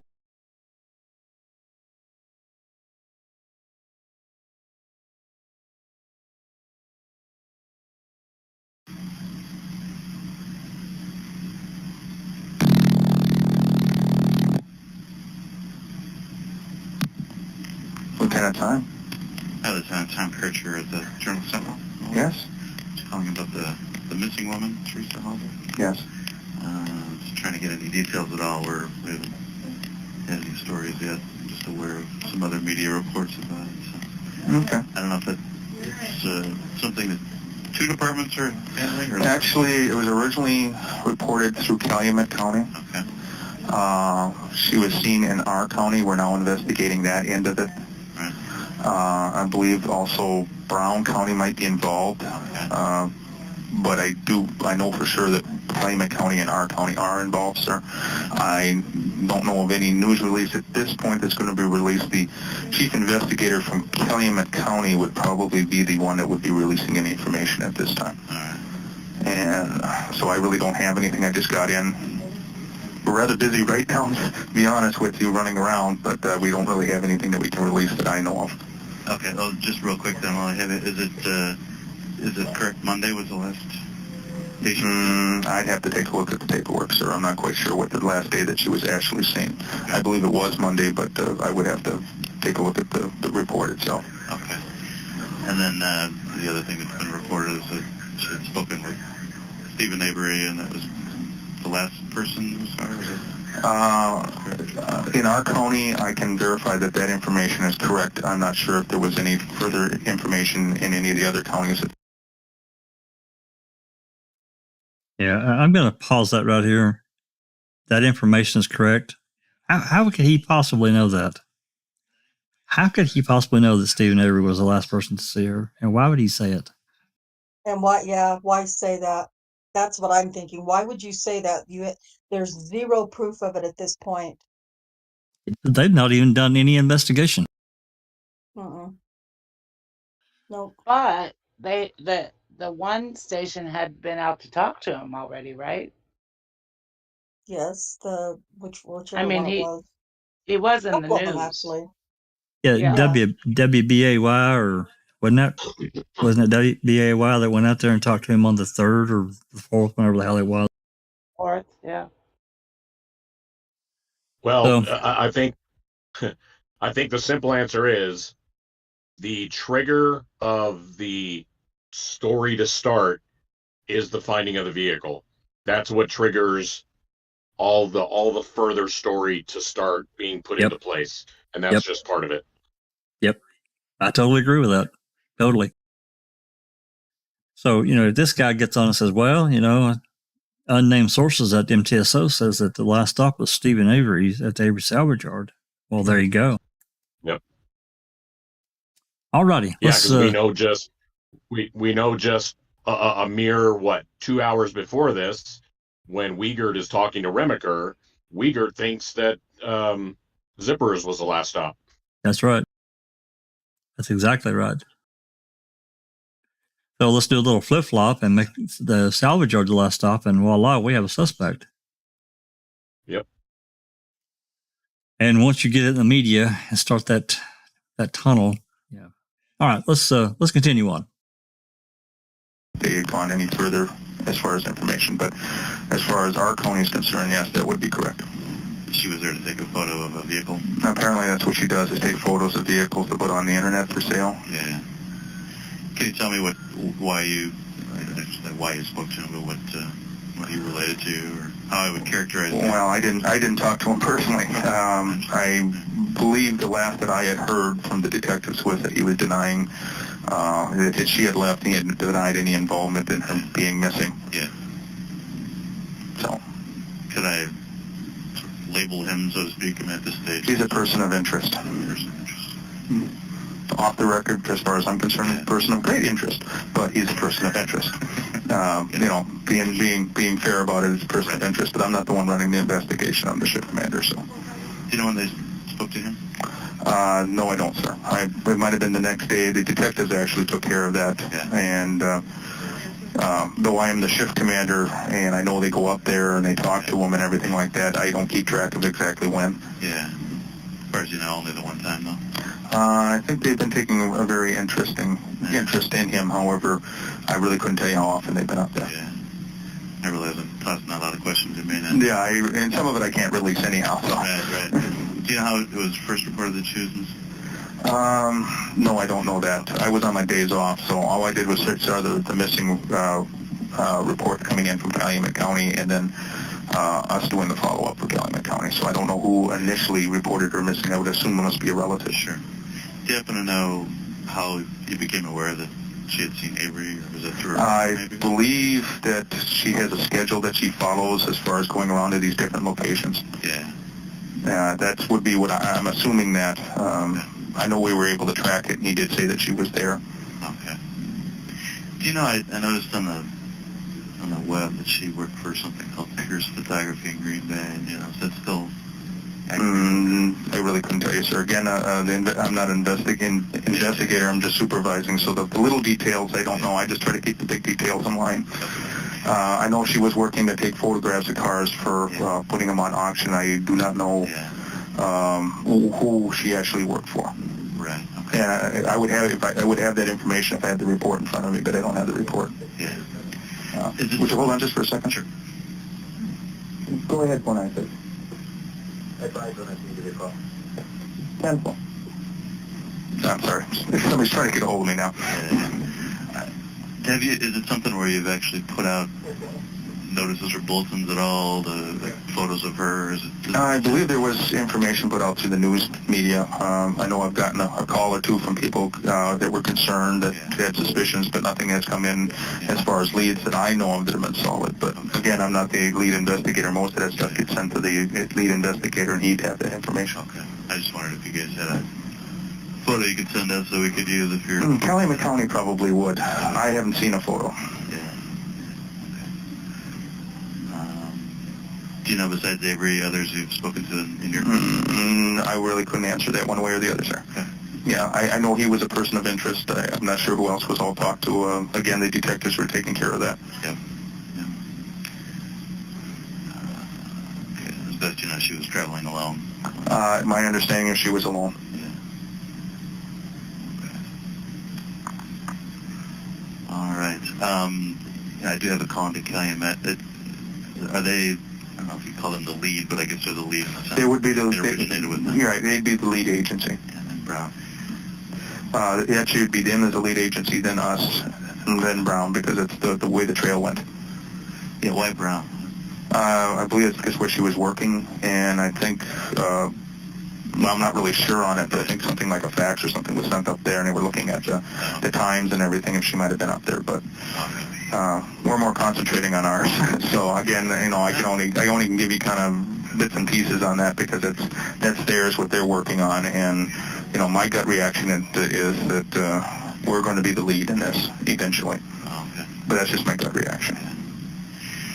I wonder if you could give me a quote, a comment I could use just to try and characterize the case at this point in terms of, I don't know, your level of concern or your fear. We're very concerned right now. We are very concerned about her welfare. Yeah, you know, off the record, because of individuals involved. On the record, you got to treat everybody that, you know, they're innocent until proven guilty. But at this point, I would say that we're very concerned. But I can't go any further than that. You know, don't even put about the people involved. Just that we're very concerned because of the circumstances surrounding how this is going down. That being, and my sixth sense are kicking in real big time. So, but what you can see, you know, sixth sense, most people look at it and kind of look at you strange, but we use that a little bit too. And just, I guess, one other characterization of it, if I can, it from what you know to this point, it does not appear like it's something where she just took off on her own. No, I that's a possibility, but at this point I would say no. I would say that's not a probability. I think, you know, like I said, we're very concerned.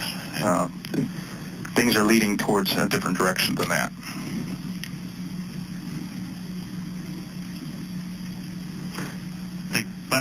Probably later in the day we may have some press release, but at this point I can't go into any detail.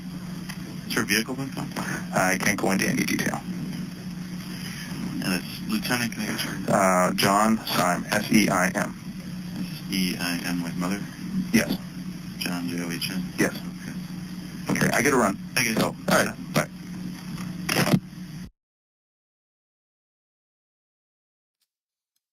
I can't give out any information, but he talked for 7.5 minutes giving out information.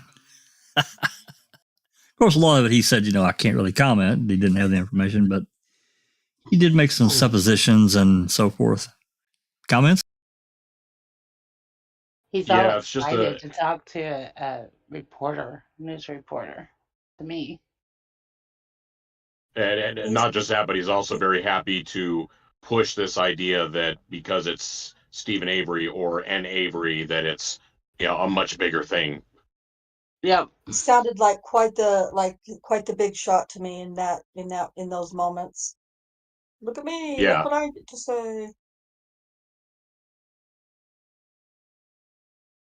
Yeah, I mean the way Katie he's says, what a talking, dumb you'd think the way he's talking, you'd think the either Stephen Avery or the Avery clan as a whole is just a hotbed of criminals. Exactly. Yep. I was thinking, now if they were talking about Gregory Allen, I could understand this, that, they're so suspicious of him, but, it's just because Stephen has a bit of notoriety, I think. Yeah, so I think somebody put in, I saw a comment somewhere that, he was just told no comment to the press. No commentary. Yeah. And he should have told that guy, if he's friends with him or not. Look, man, I have no comment. We can't say anything right now, but appreciate your call. There'll probably be a press release later. Call us back or listen. Kind of keep your ear to the ground. And like he keeps saying, well, this, but off the record. Oh, come on. Shut up with your off the record bullshit. Yeah. He's a person of interest, but off the record, very special or very serious interest or whatever he said. Great interest. Of great interest. Yeah. It's just my sixth sense, I see Barb has joined us. Welcome, Barb. Thanks for dropping by. Hey, Barbie Allen. We'll listen to old dispatch calls we're on November 5th, which obviously, from the time they found the RAV, then, the calls increase, and there are just so many. These are kind of the highlight reel. As many as there's more. Clearly I can't play them all. We'd be here for forever. But, some of the more interesting calls that come in that have some relevance, I've tried to grab. I'm sure I've missed some. And I'm probably playing some that are probably, more irrelevant than not. But I thought that call was interesting considering, he's the shift commander and he's not supposed to comment. And yet he spends 7.5, 8 minutes on the phone with this guy giving comments, Well, not just that, but what is Syme's history with, MTSO or with the Averys? I don't recall his name.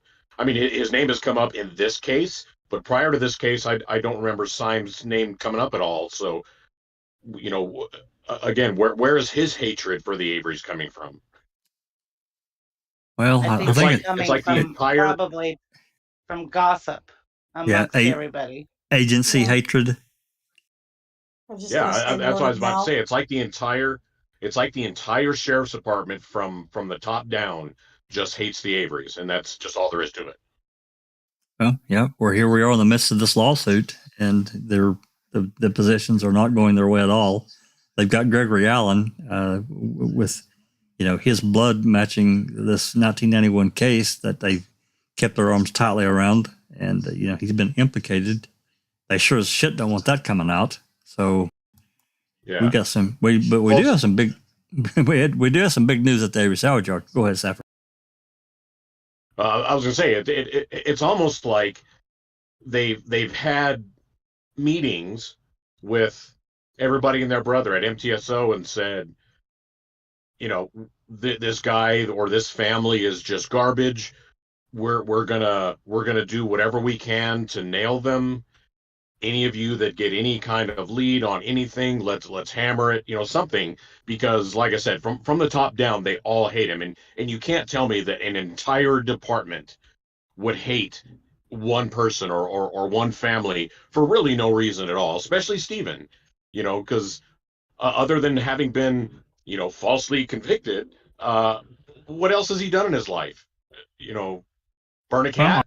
I mean, Well, I it's mean, so stupid. Yeah, he was a punk, and in his younger years, like a lot of young men are and women, they do stupid shit that they regret. They get drunk or whatever. Yeah, you're right. So I think it's because he had the gall to sue him, or at least that's part of it. Sue the county. Absolutely, Cherie. Absolutely. That's number one. That's where all this animus is coming from, I think. Yeah, that's kind of been my underlying linchpin all along, is that we put this guy in prison. He was supposed to die there. It didn't work. He got out because DNA proved it wasn't him. And by God, we're not going to let that stand. We're going to put him right back there because that's where he was supposed to be. And you don't do that to us. That's right. And this stuff about Gregory Allen, we're not going to tell you about it till and even when they arrested him, it didn't make the news. Not really. There was nothing. No. It was just kept so far down. Now, can you imagine if they'd have found a cold case and there would have been a hit on Stephen Avery? That would have been a parade. Oh, God. Shit. I'm sure when Lautenschlager's report came out, they all sighed a big sigh of relief, Oh, and then absolutely. Yeah. Yeah. And then Stephen bringing this lawsuit changed everything. And especially if you compare the criminal records of Stephen Avery versus Gregory Allen, I mean, Stephen Avery might as well be, St. Christopher compared to freaking Gregory Allen. Oh, yeah. God, yes. Allen's definitely a disturbed individual, deeply disturbed.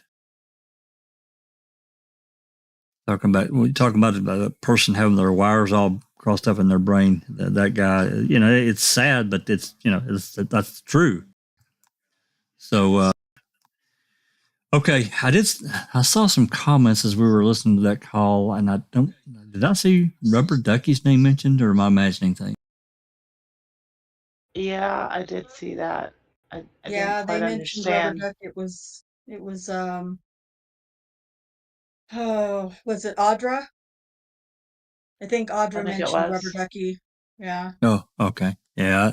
I last I heard that, or even saw on her channel, she was doing numerology. But I know she's got multiple channels, or she did. Tarot cards.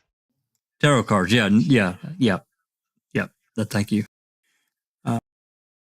So yeah, that's the last I heard. That's what she's up to. Looks like we have some other comments. If one of you guys want to read those before we, what? Let me just do this. Let me turn this off for just a second. Since Barb's in the audience, maybe she can give us a little more flavor as to what the level of animosity between the sheriff's department and her family has been over that entire period. Kind of where did it start? How deep did it go?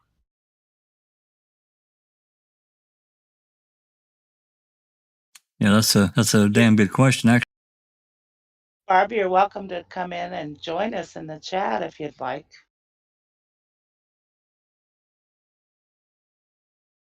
Yeah, it's actually what I'm doing right now, putting a link to this. I mean, because obviously we understand to a certain extent their hatred for Stephen, but it seems to me, based on a lot of the commentary among the officers and even among Calumet for that matter, is the hatred is toward pretty much the entire family, not just Stephen. Yeah, and I think that's it's almost like a brotherhood, because how dare Stephen sue? Him being an Avery, obviously that's going to kind of encompass the family. Unfortunately, guilt by association, right, wrong, or indifferent. That's just the way it is. And yeah. So yeah, the rumors from way back in the 80s, 90s, whatever, that there was problems between Kasoric and Allen because of all the towing contracts and that kind of thing that he had with the county and how much he charged. And I remember that from years ago. I don't remember who found that or who brought that to the table, but it seemed like it was those that have been around for a long time will remember Classic Griswold from Reddit. That guy, boy, classic Griswold. that guy was a hoot, and man, he just didn't give a damn. He just didn't care. Nope. He ruffled a lot of feathers, and eventually he just quit. I don't know exactly what happened. Some people said he had health issues and just stopped coming on. I don't know that, but anyway, I dropped a link out in Discord for anyone that would like to come. Conversation. It is open mic. The only real rule we have is be civil, be decent, don't be a jerk, because that's not why we're here. So yeah, we would love to have you, Barb, if you're comfortable talking, and if you're not, that's okay too. We get it. It's a tough situation for you. We understand. Anyway. Yeah, really, I just want, like I said, I just want a better feel for the like I said, the level of animosity from the county and the sheriff's department specifically towards their family, and kind of why and how far back and how deep it is. That's really kind of the basis of my need for understanding. Right, and it would be good to know, 'Cause I mean, yeah, because now they have framed a member of that family twice, and it took it took enough of them to make that happen. People highly placed even. So the level of animosity is off the charts. It really is. And again, we heard the call. This was an hour and a half basically after the RAV was reported. And here we go. We've already got some hearsay and so forth coming from a ship commander within MTSO. I think it was really inappropriate. Already planting the seeds. Yeah. That's right. Exactly right. And that guy's going to report it. He's definitely going to put it in the paper or whatever. Barb says, all I can remember is something about a semi-storage, but I don't know really. Like a semi-truck? Is that what you mean? Semi-storage is what she said. And I think they wanted the land years ago. Yeah, we've heard about that.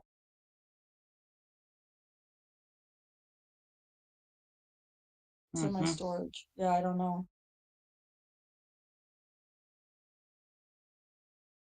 No truck. No truck. Yeah, no truck. Yeah, sorry. All right. Let's, if there's nothing else, let's move on to this next call, which we're changing the flavor a little bit. This is at 12:42 p.m. And somebody, I don't remember, I didn't write it down, is looking for Josh Redonce, or Redonce phone number. So they're already looking to that direction. This is at 12:42, so we're basically 2 hours and 15 minutes after the rat was found. This is like a minute long, so not very long.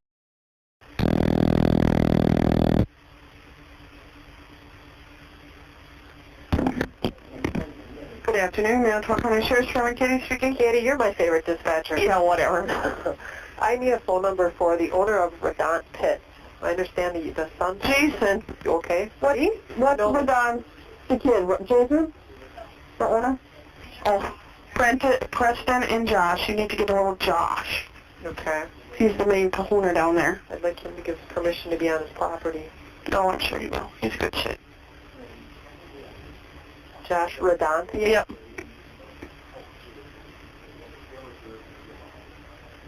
Do you want me to look the numbers up? Or Nikki might have some. Oh, that's what you're doing. You need the phone book? I can look at the phone. Hold on. Nikki will call her dad quick and get his cell phone number. Okay, thank you. All right.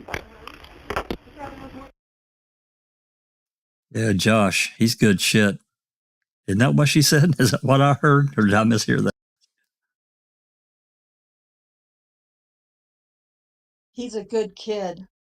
Oh, okay. I misheard it then. My bad. My son was in here getting me something. So, Okay, this next call is Rodon actually calling in to MTSO. It's at, this is at 1:04 p.m. Hold on, I'll grab the link.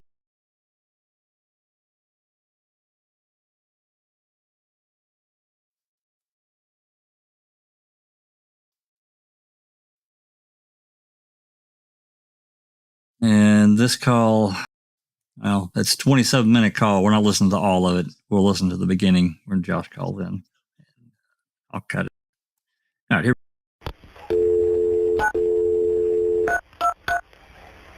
Maybe they're calling him.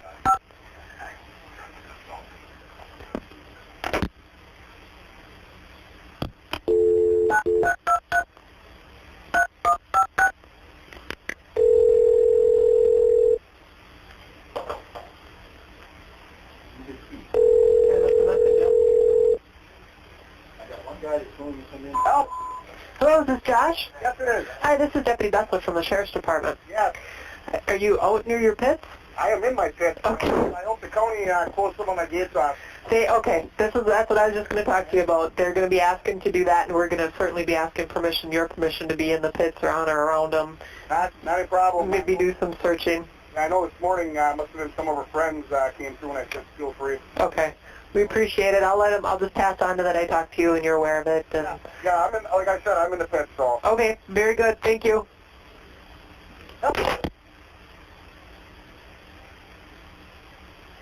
We'll move on to this next call, see what there's any relation. I don't remember. Bessler. Hi, Chris. How are we doing? We paged them, we called them back, Lieutenant Simon talked to Great Lake Rescue and told them just to stand by to get going. And Josh Rodant is in the pits and he's securing his pits. He's got absolutely no problem with us being on or searching in the pits. Okay, sounds good. Just log that information somewhere. Next thing, can you maybe get a hold of the kitchen? Ask them. I'll probably be calling out the commander. Okay. If they can put together some lunches. A lot of these guys have been working all day without eating. I don't know how far we're out here, but if we could just throw them in the command post, water.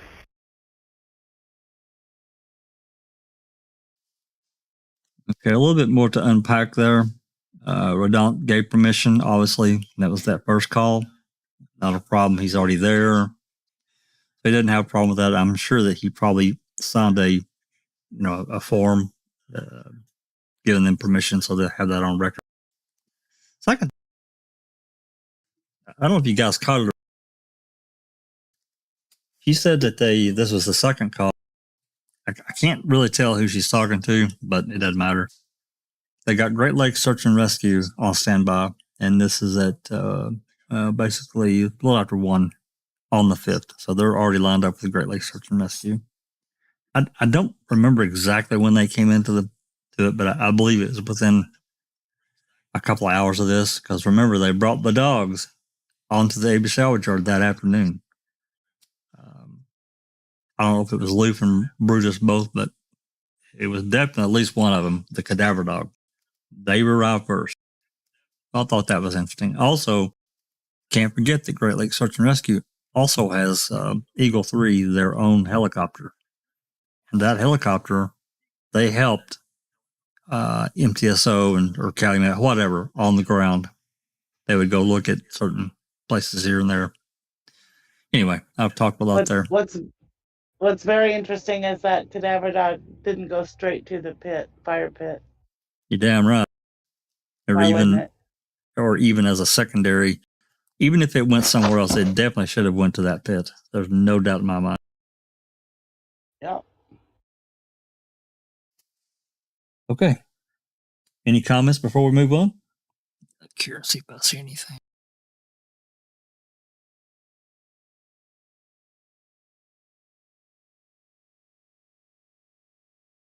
Oh, the kittens had went through the Rodant property?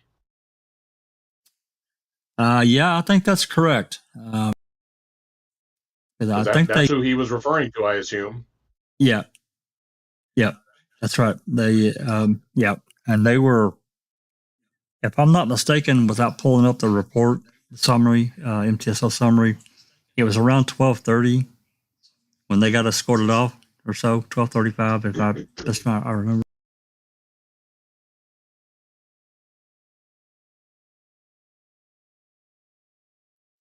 I'm just looking back at Because now that comments. poses because now that poses an interesting question: is why did the kittens go there first?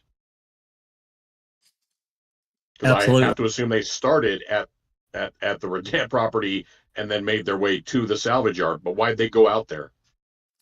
Well, I mean, kind of my feeling, without knowing for sure, this is only speculation again, is that they were asked by Ryan and Scott to go that route. I don't know that, but I think they were part of the search people that showed up at the Teresa's that morning, and that's the route they took, either suggested or not. I don't really know. Maybe we'll sneak onto we'll go through the quarry and sneak onto the Avery property. Something stinks in Denmark. Yeah, I agree. Okay. Let's see where we're at.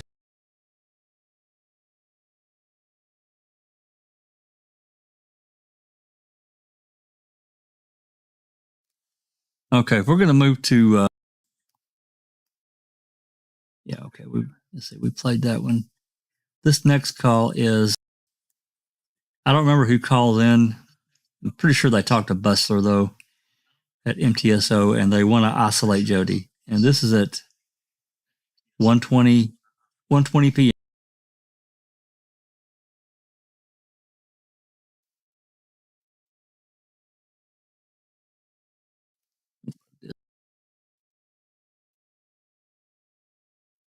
Just a little commentary before we, play the call.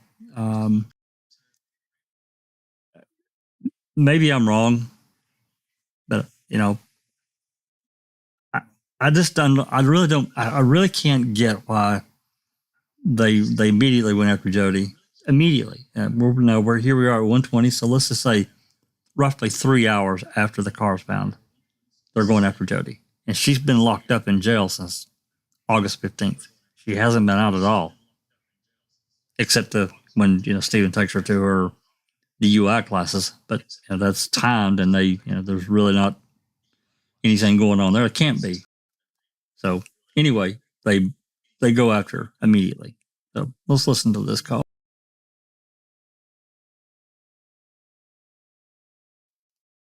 Yeah, and I think this is a multi-part call. I think that's how I put it together. I don't remember exactly. Yeah. County Jail, Sergeant Monk. Hey, Mark, this is Jim Link. How you doing? Good. I need a favor. What's that? Stephen Avery's girlfriend, Jody something? Yeah. You know who she is? Yeah. Where is she, in general population or what? Yeah. Mm-hmm. Could you bring her down and put her in a cell for a while? We may need to talk to her in a little while. I just need to have her segregated a little bit. Sure. Okay? We'll do that right away. Thanks. Bye. So we talked to Sergeant Monk, the jailer there. Go get Jody and isolate her. Sheriff Department Bustler. Hey, Chris, what do you got? Hi. Shannon Hine called earlier. I spoke with her. She supervises a Jody Sikowski. Okay. Jody is apparently I don't know that she's a girlfriend, but a personal friend of Steve Avery. I think you're. Jody's currently in our facility. Jody she does it. Clearly has problems. Very likely an alcoholic. Has multiple DUIs, it sounds like.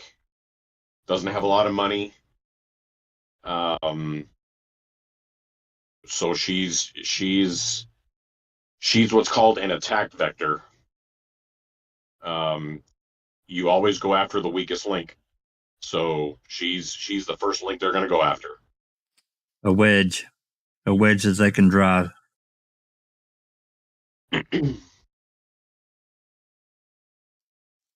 Well, and yeah, she's definitely an alcoholic, and I think it. I don't know how many DUIs she had at this point. Apparently enough to earn her a 7-month jail sentence at that point in 2005. I know she had to report to jail by a certain point because if everybody remembers, anyone that follows along with us with the depositions, her and Stephen had been attending the depositions every time they had one. And then this is, I think we're not quite to the point where she's gone in the depositions, but we're close. We're April 4th, I think, is where we're at. And the next time we pick those up to do some reading. So, which is probably going to be coming soon. But, you know, this isolation of Jody immediately, you know, and this actually begins a process. And there's well over 20, 25 encounters that they either talk to Jody or they talk to a family member or a friend about Jody and see if she said anything about Stephen doing this or doing that. And then, of course, we know in January they yank her in, or February, yank her in and say, hey, you can listen to these phone calls between Stephen and Debbie and piss her off and make her mad. So to try to get her to say something shitty about Stephen. I mean, she clearly indicates how mad she is in these various phone calls. But, you know, for me personally, these new phone calls have completely changed my thought process about Jody. I mean, completely. I really kind of felt bad for her. And in the sense that she's an alcoholic, I feel bad for that too. My brother was an alcoholic. I know that's a terrible, terrible thing. And it's, for some people, they just never can get away from him. Our brother was one of them. He did for a while, but then he got pulled back in and he drowned in that bottle and, you know, drugs, and it's just a path he couldn't get off of. And it's terrible for that person and their family, you know, to see that happen. But any type of addiction like that, it's going to allow somebody to weaponize that against you. Absolutely. Well, you know, her mom had her daughter, you know, had custody of her daughter. Yeah. So I think the main idea to keep in the back of your head is they've already decided the frame is in motion, and Steve is the one they're going to frame. Now, when you're going to do that, you need to isolate this person. And the way you isolate them is by destroying their network of support. So you take everybody that cares for them and you turn them against them. And that starts with Jody. And after they try Jody, they turn on the rest of the family. They start going after the nephews, Barb, and anybody else around Stephen. Turn everybody against him. That way he's really under the screws without you even putting the screws to him yet. Yep. Alone, stripped away. Everybody's pissed off at you because you did X, Y, and Z. You know, clearly we detected that. If you listen to the new Jody calls, this is prior to February 27th, 28th, whenever it's one of the other. Fassbender and another special agent went and interviewed Chuck. It was pretty late. It was like 10 o'clock one night, and told him a bunch of shit. He immediately turned on Stephen. He immediately turned on him. And you could tell that in the phone calls that he had with Jody. It's just a damn mess, man. It's almost it's a mouth open and there's really nothing you can see. She's like, what the fuck, man? All right, let's play this part 2 of this call with Bessler contacting Remaker for instructions, because, you know, they're going to isolate Stephen. So I guess they've got that done. And I did put this call together that way. So let's listen a little bit. Huber. And on Monday of this week, Jody would have been on Huber. I know that she's a girlfriend, but a personal friend of Steve Avery. Okay. Jody's currently in our facility. She does have Huber. And on Monday of this week, Jody would have been on Huber and would have been in the company of Steve Avery. Okay. Jody didn't want to say a whole lot over the phone because Shannon talked to her in the jail today on the phone, and Jody was really hesitant to give her a whole lot. But Shannon wants us to know that she really strongly believes that Jody has some information. Okay. And that Jody mentioned specifically Steve's nephew, but Shannon couldn't remember the name of the nephew, but she said she mentioned that nephew several times over, and that she really seemed strongly that there were some issues with Steve, like there was some information. So why does Hein call us today after hearing about this? Or what? Yeah. Okay. Well, because Hein lives in Appleton, and she'd been apparently working out of county for the last couple of days, and this Jody has been very, very insistent in trying to get a hold of her. So she's been getting all these messages, I need to talk to you, I need to talk to you, I need to talk to you. So after all this, she heard about it, she thought, hey, maybe I should call her. So she called her today and talked to her. and then called us. Jody is in our jail right now, and she's been taken from population. Okay, excellent. Okay. Do you want? I just want to pause this here right quick. I'm going to tell you, to my knowledge, we do not have a single call Jody made to her. And she's talking about the Shannon person. That's her supervising agent or parole officer or whatever, somebody that supervises Jody's case. We do not have a single call from Jody to this person. And she would have had to make that with a jail phone, you know. Now, it being this type of relationship, I don't know, maybe that's exempt from getting calls. It probably is. I don't know. Saffron, what do you think? That would be an exempt call? No, because it's not really legal in nature. It's not like she's talking to a lawyer. This person isn't, a probation or parole officer is not an advocate. They are basically a glorified babysitter. So I can't think of any reason why that would be exempt. Good point. I didn't think of it that way. And you're probably correct. But as far as I know, we do not have a single Jody call of her contacting her PO supervising agent at all. And this Bessler is insistent. She's got all this information about, she's got to get to someone. So I just thought I'd stop and make that comment. All right, here we go. The only two down here are myself and Lieutenant Time. Do you want us to handle that, or do you want to handle that? Go in here. Let me check with Mark real quick and see what he thinks here real quick. Hang on one second. Okay. Go ahead.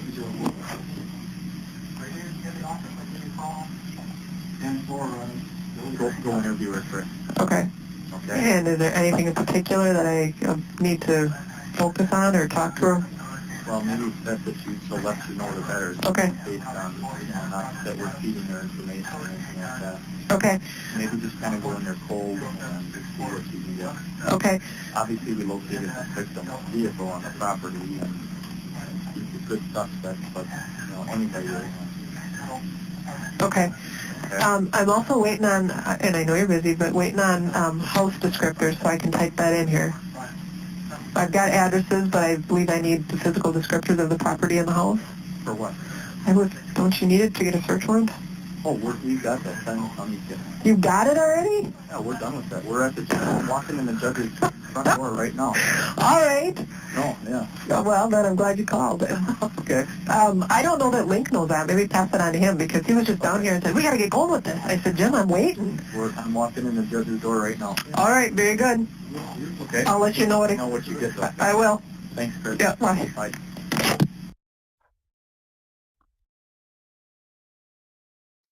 Yeah, Link's talk. We got to get in there right away. We're already at the judge's house. Come on, you're behind the time.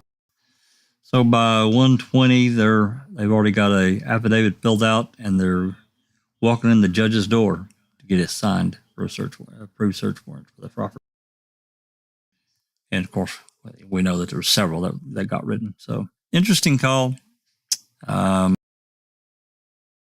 Again, it starts down this path of Jody being just used as a pawn, and I think she milked it for as much as she could. She never turned on Stephen, though, not really. I mean, she said she was pissed at him and said some things, but nothing really incriminatory. As we know later from the August and September and October interviews that she gave. I don't, one more thing before I move on. To my knowledge, this interview on the 5th was not recorded. I can't find any evidence that it was. Every reply I've gotten back is that they don't have anything. So I'm going to take it for granted there is no recording, which is a little surprising, but I'm not completely shocked. And even if there was, I doubt that we could ever get it. They would ever release it. So, all right, you guys can comment if there's any comments in the live chat. Please get to them. Otherwise, I'm going to move on to this next call.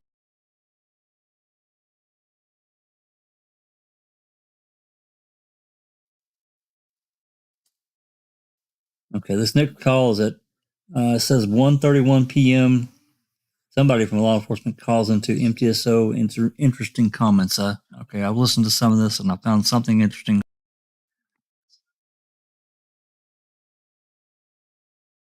Maybe you will too. Looks like it's about a 3.5 minute call, so let's listen to a little bit of it here and see where we're at.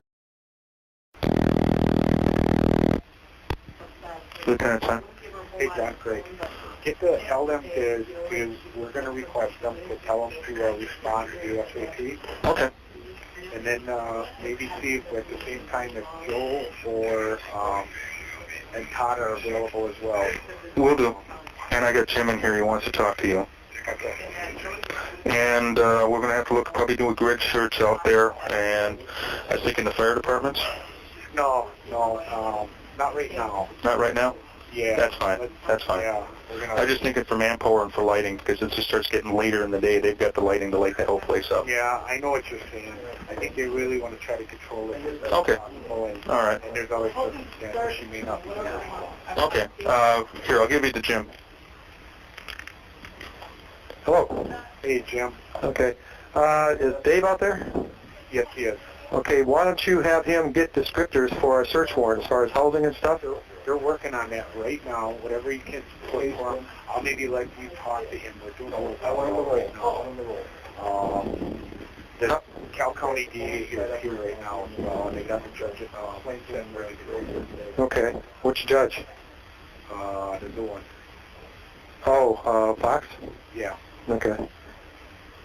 How many people you got out there? Personnel? 6. 6? Law enforcement, 7, 8 law enforcement, plus security around. Oh, you got manpower for security? I got Dennis, Steve, myself, and Todd, Jason. Okay. And Cal County has a couple detectives. The sheriff holds 3 detectives. Okay. They're going to run the show. Is that the game plan so far? That's the game plan. We're kind of doing a support role. I've been trying to just get them supplies and whatever we're going to need here. We need the K-9 team en route, and then we'll also get our K-9s en route and ready to go. Crime labs en route? Crime lab should be en route. You can verify that with John.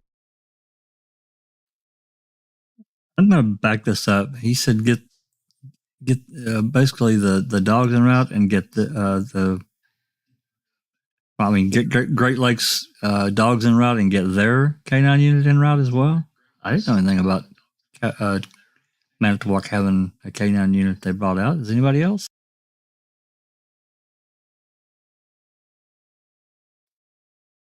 Did I hear that right? Let me back that up a little bit. See if I can catch that. And then we'll also get our K-9s en route and supplies and whatever we're going to need here.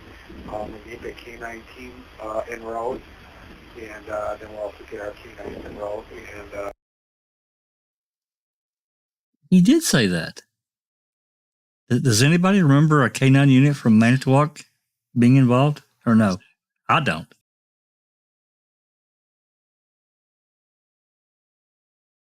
I do not. Sapper? You remember anything like that? Cherie? Susan? So remember, even if they don't have their own, if they contract with someone to provide those services, they're still going to call them ours. Yeah. Okay. Yeah. I still thought that all the K-9s that they brought out were Great Lakes and not a separate thing. Okay. I just want to make sure I'm not misreading the terminology, but yeah, I guess I just never really caught that before. Okay. Let's move. Crime labs en route? crime lab should be involved. You can verify that with John. Okay. But I believe so. You should have called him. Is Cal County going to request DCI to work on this? DCI as well. Okay. Probably I would suggest if we can't get enough people sworn, then maybe get some volunteers when we get ready to do that volunteer fireman. Yeah. To do the search? Yeah, maybe not right now. Let's let that search and rescue. I think you got a better way of... Oh, yeah, as far as the dogs, yeah. We have any idea of time frame? I'm a little, I understand they want to control the scene, but I mean, if you've got a missing person, you found their vehicle, but you don't want people out there to look around the yard to see if you can locate her. Is that weird? Am I reading that wrong?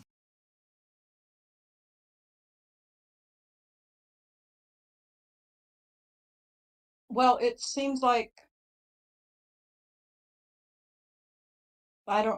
well, I guess I got stuck on the part where they were like, if we don't have enough, then we need to get, people sworn. And so I was thinking, I guess kind of along the same lines, but at the same time, they don't want anybody out there. So just they're going to swear people in and let them, search. And I Yeah, realized they were talking about firefighters or, volunteer firefighters or whatever, but right, still. right. Let them form up a grid and get to it because this person could be hurt. Yeah. Laying around somewhere, beside a car, bleeding to death. I don't know. It just doesn't seem to have the. I don't know. I don't want to read more into it and leave out some kind of innuendo that I just simply don't know how the process really works. But to me personally, as a personal thing, I know if I had a kid that was missing and they'd found their car and they weren't scrambling to search the area, I'd be a mad son of a bitch. That's just me, though. Yeah. Well, yeah, their focus seems to be on containment. Yeah, that's right. Shut everything down, keep anybody from going in and out, which is what you would do to a crime scene. So I won't go so far as to say it's unusual to do for a missing person when you find their car somewhere, but there is no, it doesn't feel like there's an effort to find her. There's an effort to shut everything down. That's what I'm detecting as well. Exactly.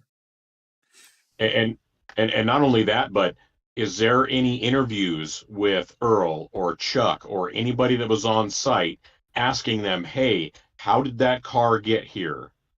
I don't remember any stinking report, any interview at all where anybody on that salvage yard was asked how that vehicle got there. Because if I'm an investigating officer and there isn't already a plan in place, if I'm actually pursuing this as a true missing person, all of a sudden this car turns up, that's going to be one of my first questions to people on this yard is, hey, where'd that vehicle come from? Did you guys bring it here? Have you seen it? Something like that. To my knowledge, that never happened. Yeah, I know that they had some conversation with Earl, but I don't remember the exact wording. But yeah, that would be my first question. Did you guys tow this car in? What's wrong? Flatbed it, whatever. Can't run, can't move. Hell yeah, absolutely. You got to find that out immediately. Yeah. Okay. All right. I'm going to play some more of this. We're right at done with it anyway. How long he says they're coming out of Milwaukee, so... They should be here shortly. What time did they call them? They were on standby, so I think they were leaving right now. Okay, so 20 minutes ago they called. I think if you don't... Probably by 2. If you don't have a go in there anymore, then you can maybe head over here as well. Yeah. Okay, I'm on my way out there then. Here, you want John again? Okay. All right. Greg, you want Joe and Todd out there right away? Yep. All right. Yep. All right. Bye. Sounds good. Okay. So they're moving. Basically, police are moving into the scene, and they're keeping everybody outside, as Cop indicated. So that's where we are. And here we are this is 1:30, so basically 3 hours after the car was found. All right. Looks like I've got a couple more calls picked out. Let's see here.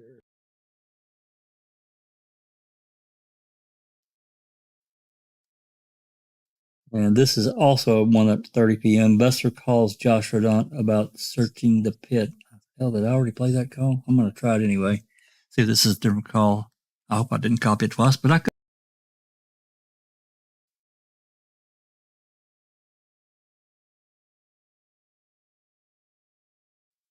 This is at 1:30. Well, I may have already played this call, but let's 2 minutes, so let's play it again. Or play this.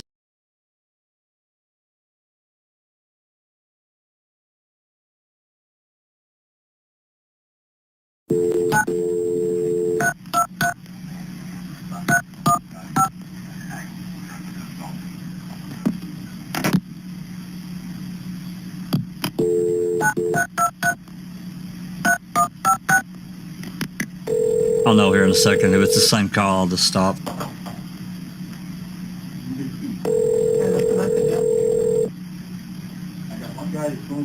Oh, hello, is this Josh? Yes, it is. Hi, this is Deputy Bessler from the Sheriff's Department. Yes. Are you out near your pits? I am in my pit. Okay. I hope the call. Yeah, this is the same call. I'm not going to play it again. There's no need. All right. I apologize for that. Okay. Okay. This next call is at 1:32 p.m.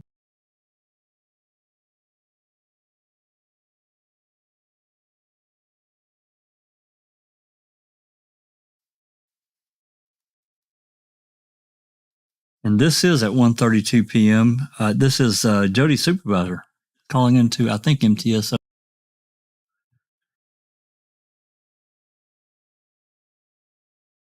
Yeah. All right. This call's about 3 minutes, so let's take a listen.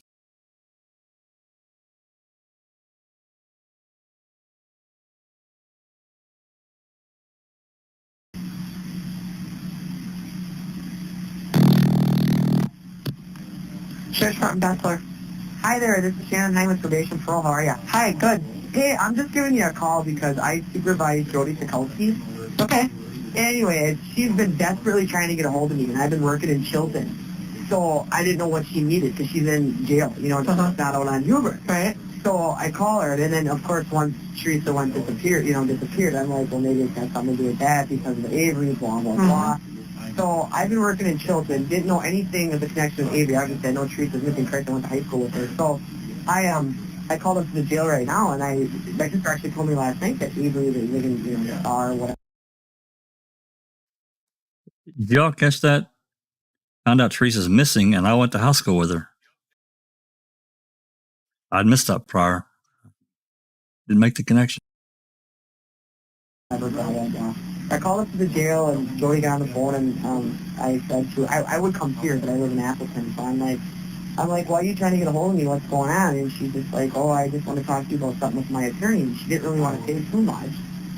So I talked to her for a little bit, and I said, what did Steve tell you about, the missing girl, blah, blah, blah. And she said, well, really nothing. She's like, and I said, well, do you think he's telling you the truth? And she said, well, he just kind of said she was missing, and she didn't really say much, and I don't think she would say much. I don't really think she knows anything, and I don't know what you guys are working on or what leads you have, but all I want to let you know is I said to Jody, well, did you ask him anything? And she said, well, no. And I said, do you think he would tell you?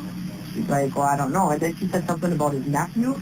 She goes, well, so I don't think she knows anything, but I think she suspects something.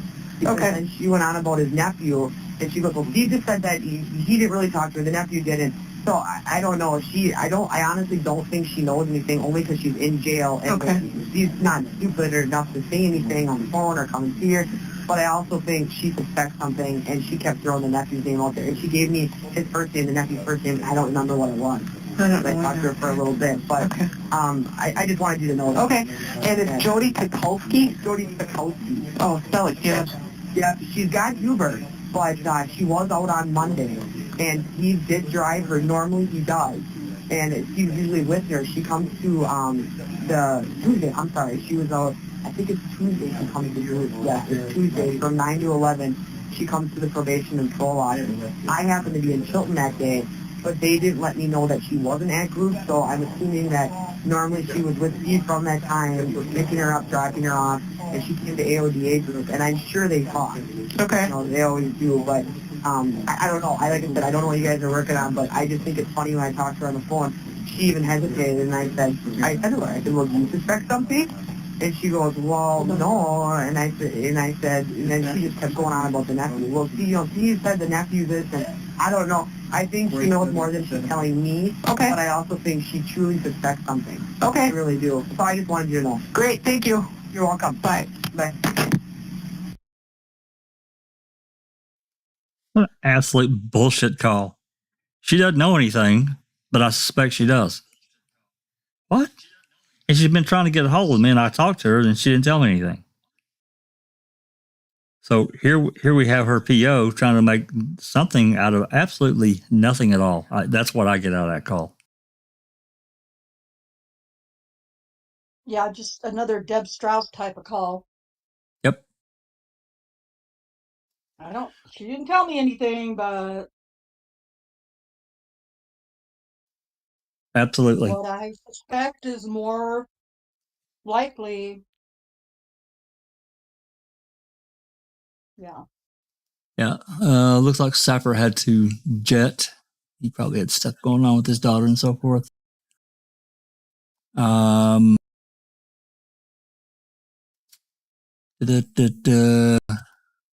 Okay, well, that's.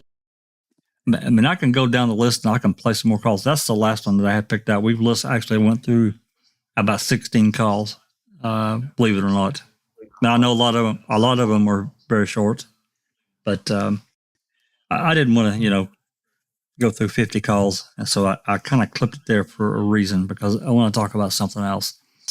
And it's actually a video that got released on Law and Crime. And I know many of you have looked at it. I think it was Dark Side that actually linked it in our Discord. And it's talking about the Avery case. This is a recent video. And I can't remember the old dude that was talking. He did a lot of the talking, but he basically does a little interview of Antoinette Levy, because she worked for Law and Crime, and talking about the Coburn v. Netflix lawsuit. That's what it's all about. And in this video that they released, this little interview, he starts questioning her about it, and she basically kind of goes through this timeline where she gets a lot of it incorrect or does her spin on it.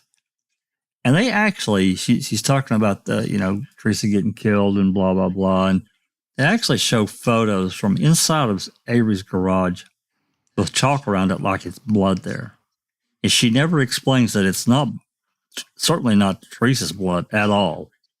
And in fact, it's probably motor oil that's that got eliminated by the luminol luminol when they did the testing, luminol testing.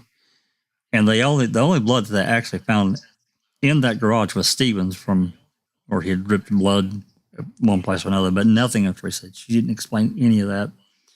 And she said some other things too that were, I don't know. I called it drive-by journalism. I didn't know what else to call it, but it really irritated me. I wrote a pretty long comment on that video. I don't know if anyone, I think a few people have actually looked at it and actually commented on what I wrote. But it was really irritating to see her do that. And, I mean, from everything that I've seen recently of Antoinette, she does act a pretty damn good job on Law and Crime, the reporting and various things in the Murdoch case and other cases. I get a completely different flavor when she started talking about the Avery case because she didn't do any investigation. She wasn't an investigative reporter. In fact, in that time frame, there were only a couple that really didn't necessarily take the word of Ken Kratz and the rest of the state. They questioned, they looked, and they were poking around. Of course, we didn't really hear too much from them because they couldn't say too much because all the rest of the media in that region were totally against the Averys, completely biased. I like how she was doing her little synopsis about the key. And she Yeah. says, I don't know, a cabinet shook. And It's like then they found the key. It's like, What? what? when he said that, I was like, what, shook spontaneously? What are you talking about, bitch? You know? Right? It was a Exactly. mini earthquake, you know? Yeah. Evidently. The juxtaposition of a Manitowoc miracle, it just shook and a key fell out. What? Yeah. She failed to mention also that cabinet, that cabinet had been emptied prior by other officers and found nothing. There had been an entire search of that trailer prior to the finding of the key, and they found nothing. I don't know. It really Yeah, bothered me. she did a really poor job in that interview. And the guy, the Jesus, he was horrible too. He was. Talking about the lawsuit and the judge's decision, he made absolutely no sense with it. I mean, it was just ridiculous.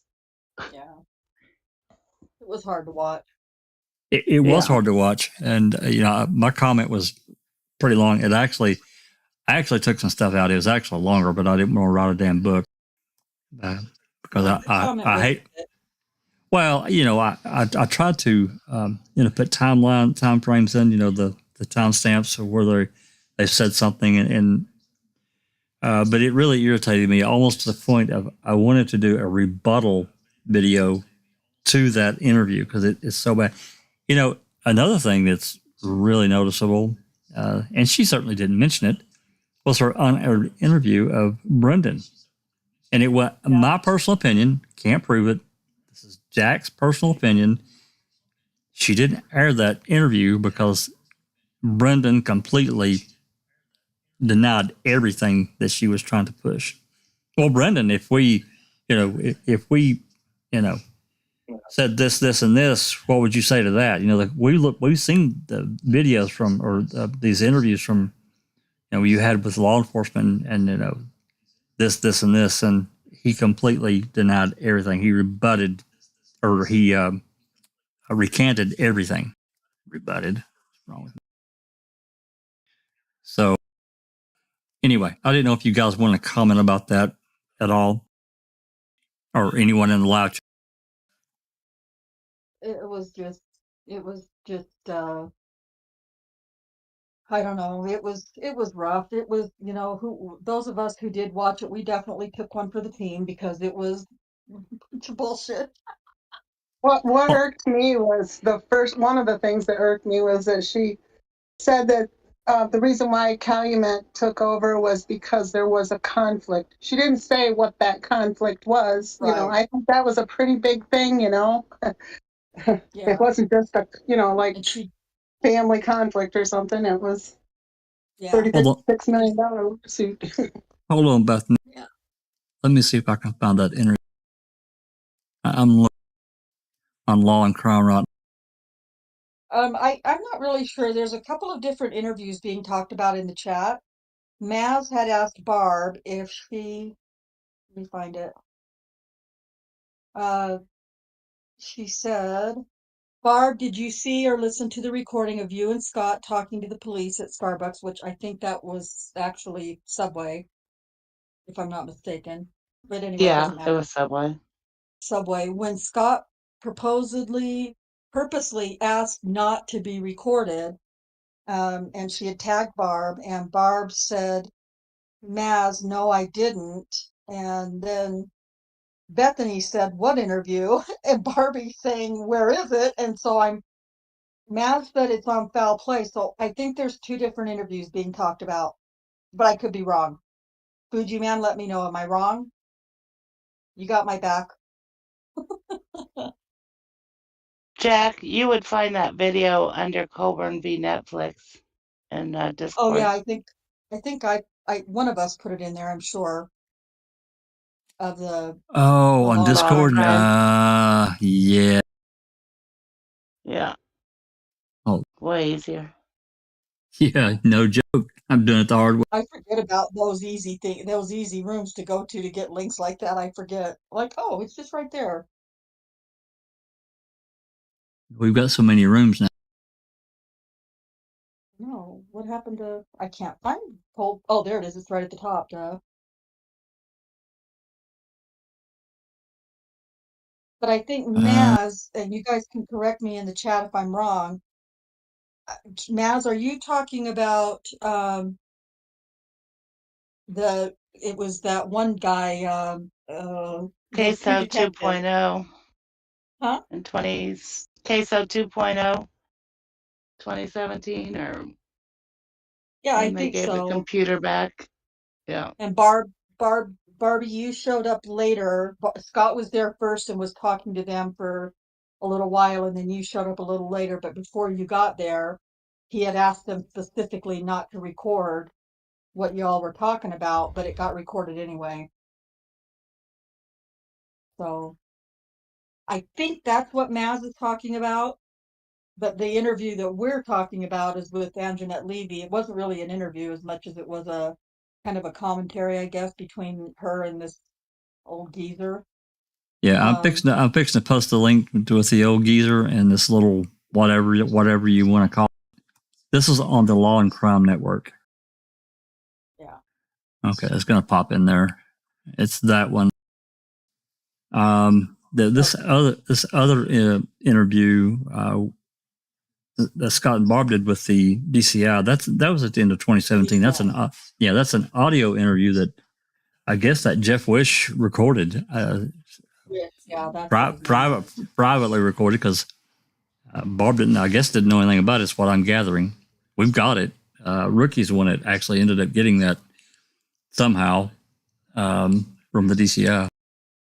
Well, Scott didn't know it was recorded either. They told him that it wasn't. Yeah, we won't record it. They did anyway. Well, they did. They did. Yeah. And so, yeah. But I remember we went live with that pretty quick after we ended up.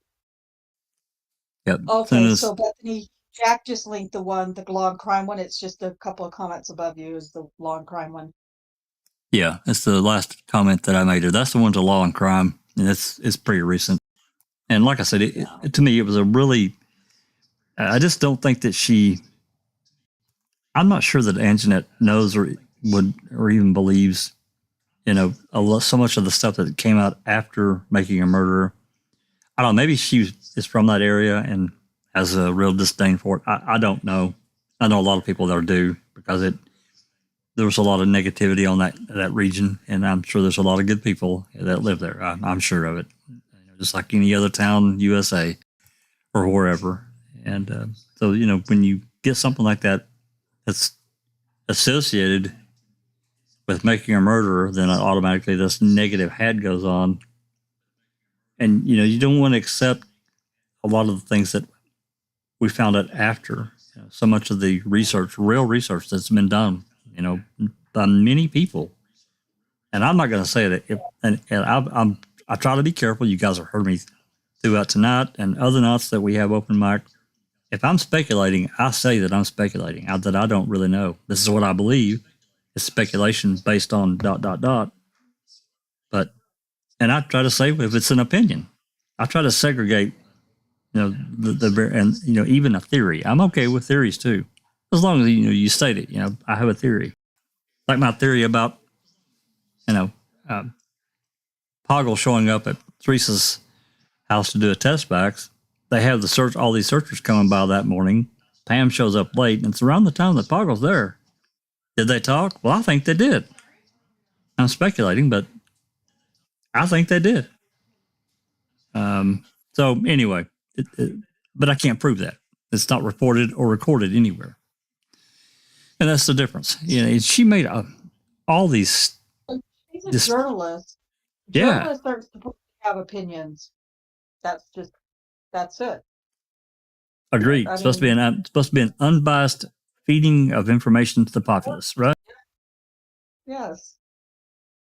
Barbie, so I guess, Barb, you're saying that you didn't know that it was being recorded until I thought you knew, but evidently not. I mean, I know you didn't know it at the time from what we understood, obviously.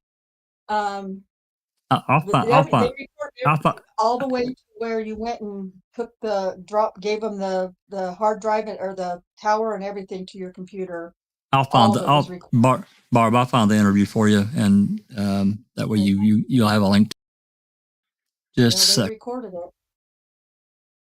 And don't worry, don't apologize for your language, because this has actually been a mild night for language. It actually has. It really has.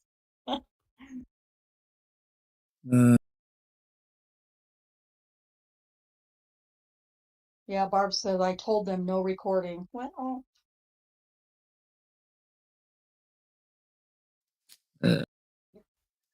Get link. All right, Bob. I'm fixing to drop this in.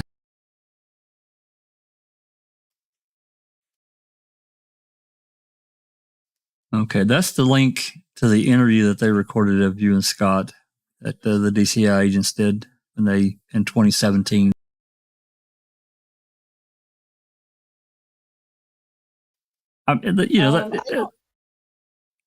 Go ahead. Sorry. No. Go ahead. Kay was asking, and I looked this up before, but I don't remember now. It isn't. No, it's not. It's a one-party state. It's a one party? That's correct. Oh. Well, still, they still specifically told them they didn't want it recorded. Yep. But they can still do it anyway. And like, you get into Illinois, that's a two-party state, and you have to have permission. So, and they did it anyway. It's I mean, the interview, they clipped it, but it's still pretty long. However long it is here. Hey, Travis. Yeah, Travis says it's a one part. I know I looked it up before. Between Oklahoma, California, Utah, and Wisconsin, I couldn't remember which was which. Yeah, so it's all of those for Wisconsin, or no, they're all one party. Never mind. It's just shy of 2 hours. It goes from they're in Subway, and then they get in a car and they're traveling. They get to your all's house, and it's clipped in a couple of places, but I mean, overall, I think they pretty much turned over everything they had, at least. Yeah, I think the most of it anyway. So, yeah. Hey, Travis, thanks for dropping by. Yeah, but anyway, this interview, or whatever you want to call it, with the online crime, I thought it was really kind of tacky, personally. And as you said, this reply from, this is an old retired judge. I don't know who that guy is really.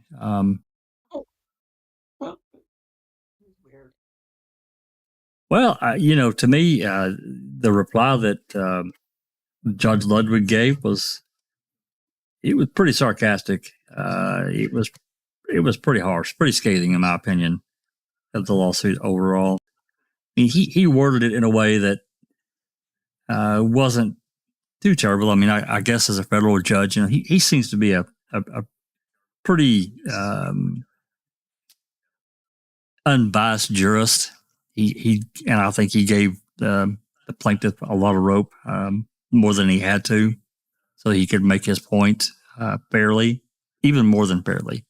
Allowing the second amended complaint, they had to go back and redo some things and so forth, and a lot of like real mistakes that were made throughout. And Sheree and I were going through last night looking for something specific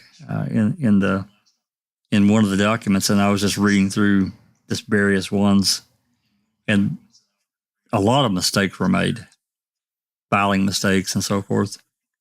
Got forgiven, corrected, and moved on. But overall, I think we all saw that there was just I just didn't see, after the summary judgment they came out with in September and October with Netflix and the various parties, I just didn't see any way at all he could survive summary judgment. I just didn't. I'm not a lawyer. You get what you pay for, but come on. Yeah. I do have I do have kind of a favor to ask. We talked about here on Discord before we went live. That's kind of why we were a little bit late.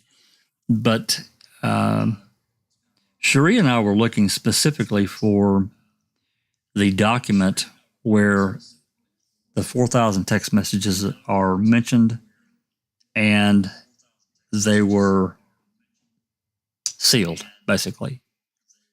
I thought it was an exhibit attached to somewhere around the 220, document 220 mark.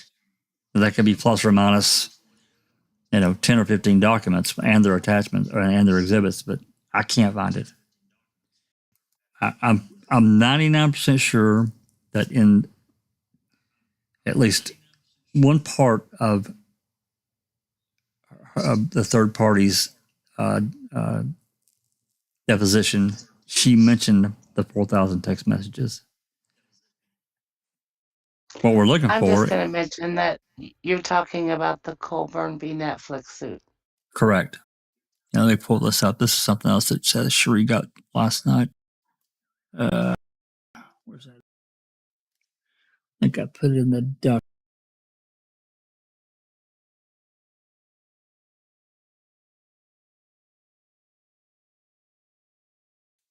Maybe I put it there. Give me just a second here.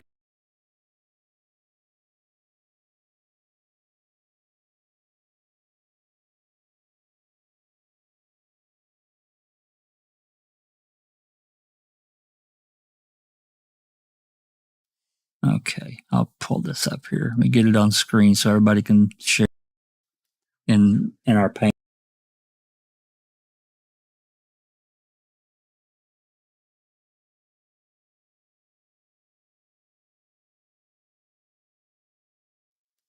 That's going to pop in. These are all the documents that have been signed, that have been filed since the beginning. And as you can see, it rambles on and on and on. And I'm going to skip way down here, so bear with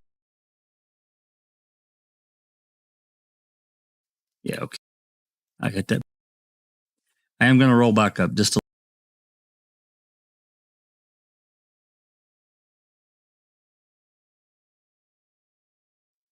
186 is also mentioned in this, and this is where they're talking about when they don't want certain things public, they're supposed to be marked sealed or restricted or some kind of something that denotes this document. They don't want it publicized. They want it sealed, at least for the time being, because it gets mentioned quite a bit later on.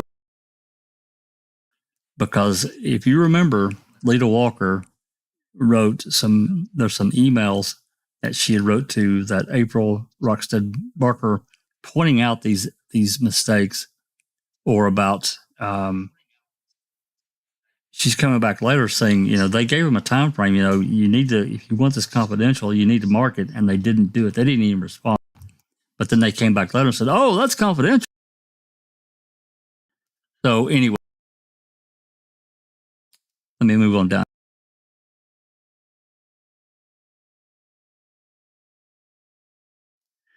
See, we're getting into this section here. It's somewhere around this area. I know that it is. I just don't know exactly where it's at. There's a series of emails, if you guys remember, that we read through from this Deborah Bursick. She's an investigator. And then there were some things that were restricted, but then they got removed from the restriction. And it says 222. I thought that what we're looking for, these 4,000 text messages, was attached to 222, but these got unsealed, because I've got the unsealed version of it.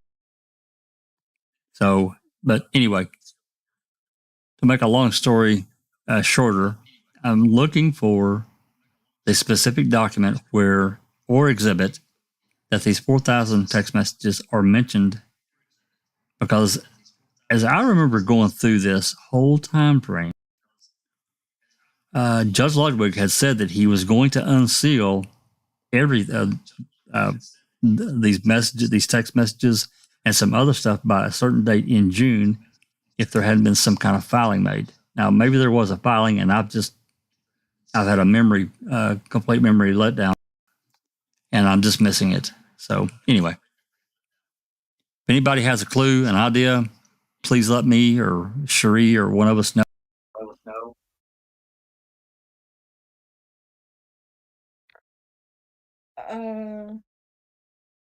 I don't. Well, I don't think so, JD. He said, "Can you search term text?" I don't think so. Not in these. Yeah, I did actually scan through these last night, and I didn't see anything about the third party at all. And I read through several of them, but I know that it's around this time frame because we're moving into June now, or this is May. We move into June pretty quickly.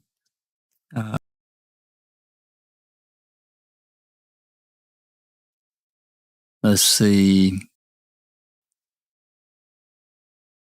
I think this is where John Mayer left the case, or whatever that guy's name is. He was an absolute.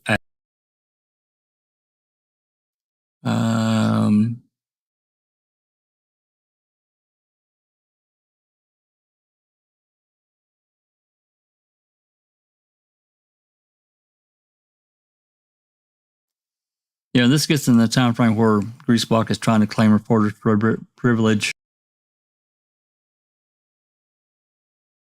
Got an extension of time.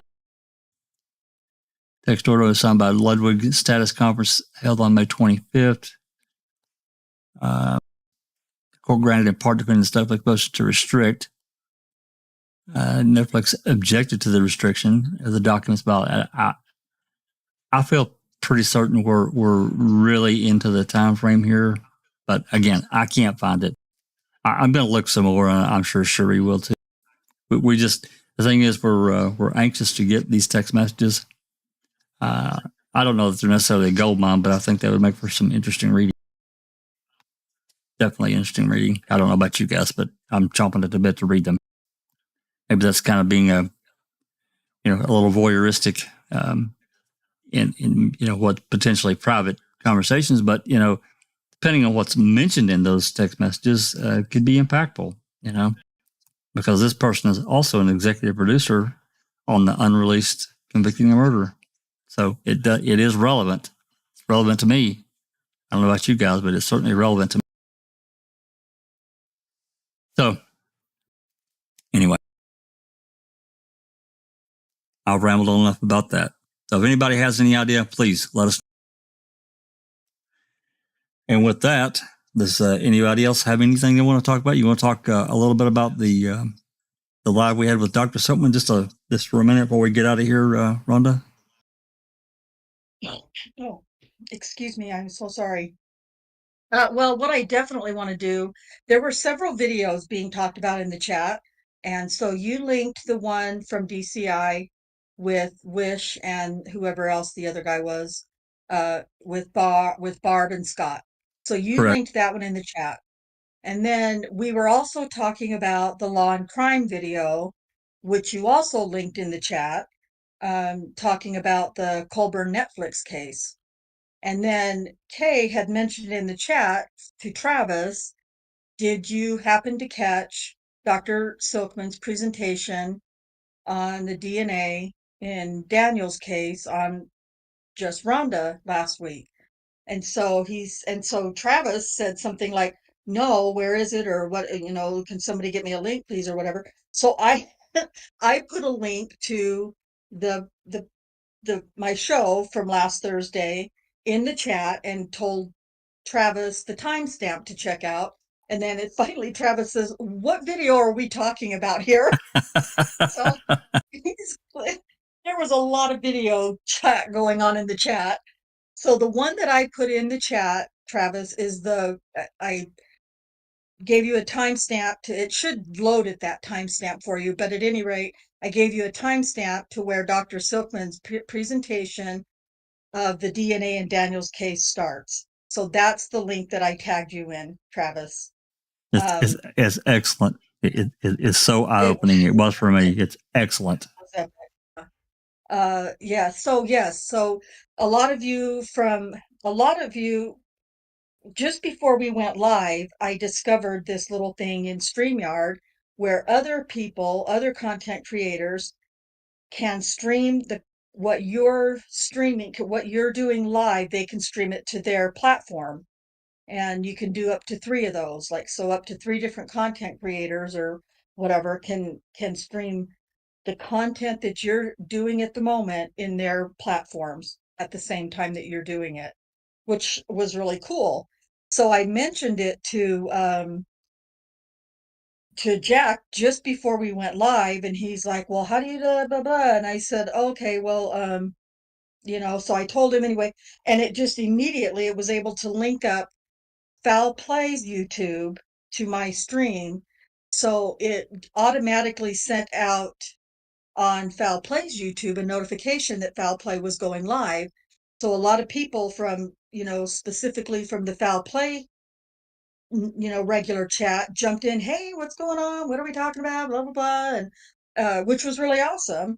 And plus I had a chat that was going on my own channel. It was really bizarre from my perspective, because, and I don't know what it looked like for Jack, but I was seeing all these people on my chat that I've never seen in my chat before, but I've seen them in Foul Play. Eventually I realized, oh, I could see from StreamYard screen, I could see the comments that were being made from Foul Play's YouTube in their chat, but I could respond to them, but they wouldn't see them because it wasn't going to their chat. It was going in my own chat. Right. It wasn't going to Foul Play. It was only streaming out to Rhonda's channel, not Foul Play's channel. Right. And TJ was awesome, by the way. Thank you, TJ. He was bouncing, and it took me almost by the time we got done to figure out, oh, I see. So eventually I opened up Foul Play's chat and I could bounce between the two, but that's really hard on my brain. So trying to scroll through transcripts or whatever and keeping my stream going and going between 2 chats. So TJ was really awesome, and he was bouncing between the 2 chats and asking the questions. Anyway, you guys all know. The point is that it was a way to get more. It's illegal? Oh, looking at the chat. No, okay, Rhonda, focus. He's talking to somebody else. Anyway, it was really good to be able to get more awareness on Daniel's case through Foul Play streaming my content, if that makes sense. Yeah. But all that aside, Dr. Silkman, I don't know. I don't know if it's going too far to say that he blew the DNA wide open in Daniel's case. That's how I feel. Yes, it felt that way to me. So, I thought I learned things from Dr. Silkman so easily and well explained that even I could understand it. We could all understand it, and it made perfect sense. And I think if I could have seen everybody's faces, our jaws just must have dropped to the floor because it was so amazing. Yeah, it was crazy. And it took Dr. Silkman 15, maybe 20 minutes to explain it. That's right. And that was it. And it was all so clear. And then it made sense why, Giger was, twisting everything that the crime lab analyst was saying, because she legally, under oath, she couldn't lie. So he would twist things that she would say to make it fit his narrative that he wanted. Anyway, I can't thank Foul Play enough, and I cannot thank Dr. Silkman enough for doing that. I understand it was a big hit with the Holtz clause. They were really excited about it and really grateful that Dr. Silkman took the time to do that and made it so easy for them and all of us to understand how the DNA was lied about in Daniel's case. So I owe great thanks. I'm at 399 subs now, and it's not about subs for me and getting, it's not about like it's not a YouTube, I got to get more subs, I got to get more subs, I got to get this, it's not about that for me as much as it is about getting the more subs we get, the more awareness we can bring to the case. Well, And yeah, that's the what we're wider trying to do. the wider audience is what we need. Yes. Yes. So Absolutely. yeah, it was, yeah, and that's what being able to do, connect the two channels together to stream at the same time, and having an expert in DNA and forensics explain that to us, I think is going to, the more people we can reach with that, the more people are hopefully going to start going, well, now wait a minute. At trial, it was said to, in trial, this is what was said, and now you're saying this. But it's not that Dr. Silkman is saying that. That's what the DNA shows. So Correct. I'm still riding on a high over that whole thing. I really am. And it was so easy, if you're a guest on someone else's StreamYard, it literally took me less than a minute to link it. It was Yeah. it was just like that. Boom, done. And then when Rhonda went live, it went live on Foul Play within, I don't know, 5 or 6 seconds. Yeah. And I was doing what TJ was doing. I had both streams open plus StreamYard, so I was bouncing between your YouTube channel and Foul Play's YouTube channel. Foul Play. Yeah, that's what I was doing as well. Yeah. Yeah. It took me a while to figure that out, because I was looking in my chat going, I don't even have a membership option. How are these people members? That's crazy. I don't get this. I'm not going to lie. I was really confused for almost 3/4 of the way through the whole thing. It was kind of embarrassing. Well, But anyway, it was amazing. It's a new venture, so yeah. Yeah. Yeah. But it was so easy to figure out and do, even literally last 30 seconds, that, now it'll just be easy to do. Oh, absolutely. And, my intention, if I'm on, we'll link it. It'll platform on Foul Play at the same time. That way we can reach a wider audience and hopefully, grow the audience. It's not about the number of people, trying to get thousands and thousands. I mean, that's great because, you're reaching a farther audience, and you just never know who's going to reach out from that audience to say, hey, I've got this. You never know. Yeah. And Bethany says, yes, and it proves Daniel is innocent too. 100% it proves Daniel's innocence. 100%. Absolutely. And they buried it. Geiger Liger. buried it. Yeah. Yeah. So yeah, it was an epic, I just felt, like I said, I'm still kind of riding on that high of how well that presentation went over.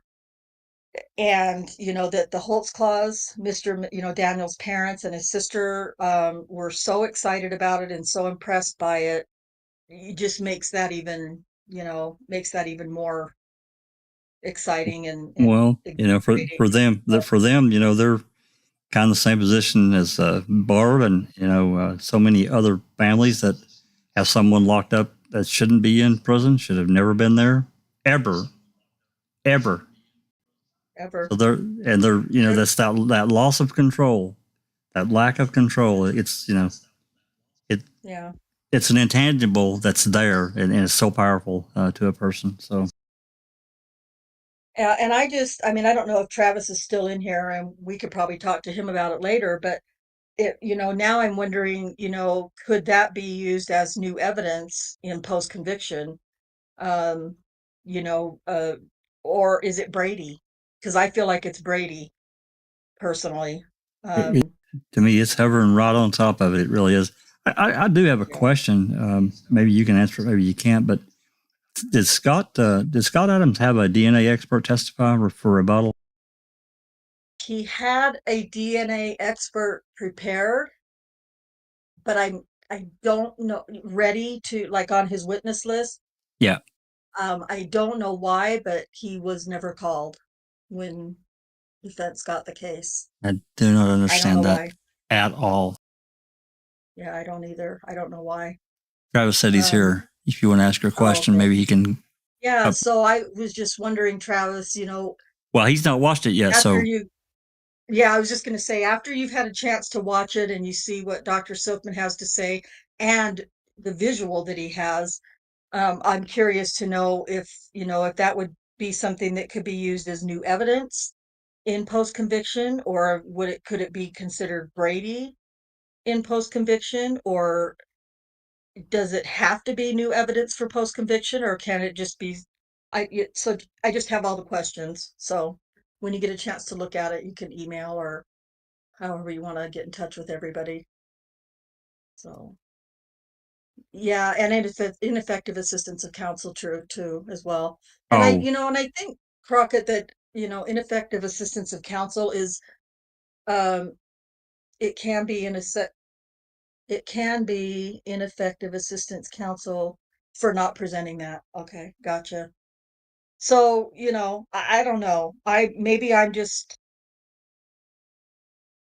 This has not really been said of me very often in my life, but maybe I'm just being too hopeful or too positive, but I just feel so good about that presentation that I just feel like it could, turn the tables in Daniel's case. Well, I can tell you one thing. I'm not, nearly as knowledgeable as you and Kay and Sheree about that case, but it damn well opened my eyes. I can tell you that right now. Yeah. Yeah, Like, definitely. wait, what? His DNA was there and they buried it? What? And they buried it. Yeah. And I just remember looking at that going, oh, and I didn't, because I put the slide together for Doc. He asked me to, will you put the slide up? Well, fine. Okay, sure. Right. But I didn't look at it because I didn't want to confuse myself. I put all the slides on like he asked, but I didn't try to figure it out, by looking at it myself. Yeah, put the puzzle together. Yeah, I wanted to be just as awed and surprised with the rest of, with everybody else at the same time. So, right. Yeah. Right. Anyway.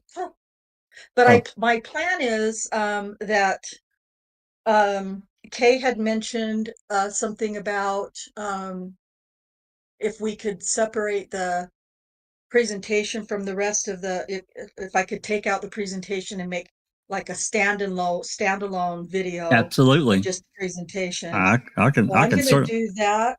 Yeah, Good. I'm going to do that tonight if I can get started right away, and have it premiere tomorrow.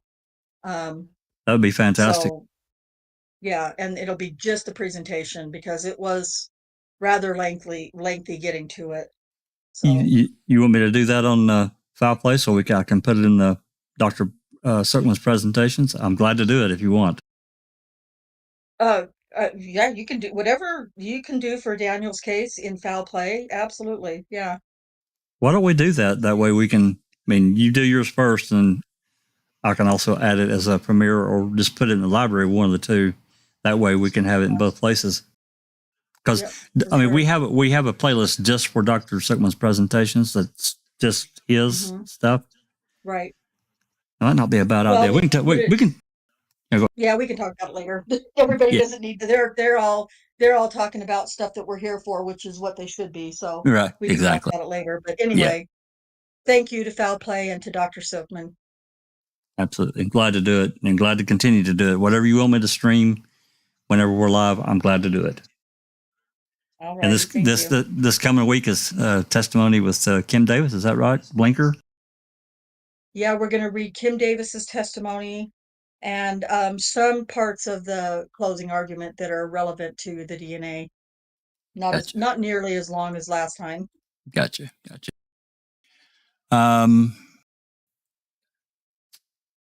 You want to do the Q&A before we get out of here? There's some stuff looks like going on in the chat. Yeah, you can. There's a lot of folks they're kind of talking about the recording of they're Barb and still kind of Scott. talking about the recording from Bob and Scott, or Barb and Scott. and the legalities of it or illegalities since they were told no. And that's kind of what I've been seeing. It's just a lot Yeah. of comments about that. Yeah. I mean, you know, it is unfortunate. It's a one-party state, which means that they don't really have to have your permission to do it. They can just record you. In some states, it's two-party, and if you do it, you can get into some serious guano. So yeah, it's on. Andy, don't go. What do you want to talk about, Andy? We can talk for a few more minutes, but not too much longer. I haven't had dinner yet, buddy. Yeah, it's dinner time. Yeah, well, I've got a couple of BLT sandwiches with smoked applewood bacon, and that's calling my name pretty hard. You know, I know Rhonda probably Or hasn't at eaten least reaching your nostrils, right? it. It's been, yeah, that bacon cooking. Oh my God, it's like, and I'm a bacon freak anyway. So I am too, unfortunately. yeah, Barbie said it sounds good. It does sound good. yeah. So, yeah. All right. So for this coming week, though, from what I know of, I'll just give a little bit of throw out here. Jeff Jones will be on Tuesday, doing our discussing a murder, and then will be a live afterwards. Not sure what we'll do in the live, but we'll figure something out. And then I think Becca does something on Wednesday morning. Thursday will be Rhonda's live, which again, if I'm there and she wants me to, I'm glad to stream it to Foul Play. Friday is Becca. I think she does, her and Linda do something on Fridays. And of course, Saturday is Reading with the Crew. And then next Sunday for open mic, we may step back a little before this and go back to the depositions and see what we can glean from there before we do any more dispatch calls. And we'll see. I don't know. And hope, we don't, obviously Judge Angie has the case. I doubt that we'll hear anything, but of course, if we do, then we'll get that out. If there's anything that gets unsealed in the Colburn case that's relevant, obviously that's going to be something, we'll definitely jump in and try to get that live, ASAP. I'm sure Cherie will be, keeping her eye out. I will mention also that we do have some open records requests that have been submitted. I have several personally. I'm still waiting on replies. I sent one in the other day, and the reply I got was, "I'm out of the office. We'll return on the 16th," and I still haven't heard shit. So, but pardon my language, but it's really frustrating. I got to tell you, it's. I thought maybe that CASO, Calumet County, would improve once Brett Bowe took over, but in fact, it's gotten worse. They don't even really reply to you. And, when you send a request in, and they don't reply for a week, and then they say, well, it's a 10-day wait. No, I sent this in a week ago, so your clock. They shouldn't allow their clock to start when they decide to reply to you. Sorry, it doesn't work that way for me. Anyway, got some requests in at the DOJ, and yeah, I guess that's pretty much all I've got. Been some arguing on Reddit about just regular Sunday, huh? Well, this has been going on for several days. There's a debate going on in the MAM sub about Judge Ludwig's decision and what he wrote in his opinion, his brief, whatever, reply to the case, and granting summary judgment. Well, he didn't so much, I don't think, directly called Colburn a liar. It was certainly overwhelmingly implied. Judge Ludwig, he's, like I said, I think he's a pretty fair judge. Actually, I think he's more than fair, considering the pile of steaming crap that he was handled with this civil suit. It was a huge waste of time. They didn't have a case. Colburn was told by at least 3 other lawyers, maybe probably more than that he didn't have a case, and he didn't until Greasebot got involved. And that was tied to convicting a murderer. I don't care what anybody says. That they're tied together. And it failed. He ended up resigning. the whole case was just, it was terrible to me.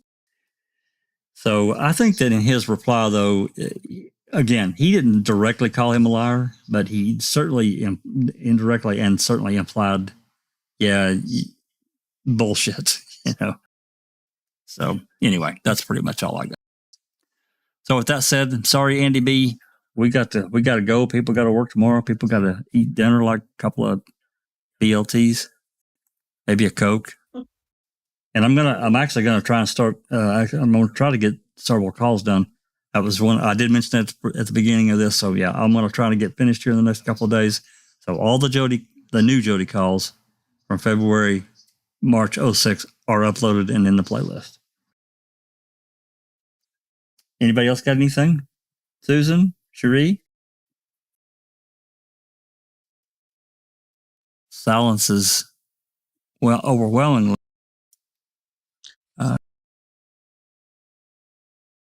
Are they still there? I'm not sure. It's usually me falling asleep. I think I've lulled them down. I think good thing we don't have open mic. We may hear some snoring. Or they don't realize they're muted and they're trying to talk. Hey, T1. Hey, better late than never, brother. Sorry, T. We're just not finishing. That's all right. Yeah, we've been over. We're 3 hours and 20 minutes. So let's call it a night. I want to thank everyone for coming. All the great support, interest in, going back and listening to some of these old calls. I've caught several things that I've missed in the past. Nothing crazy, but certainly interesting.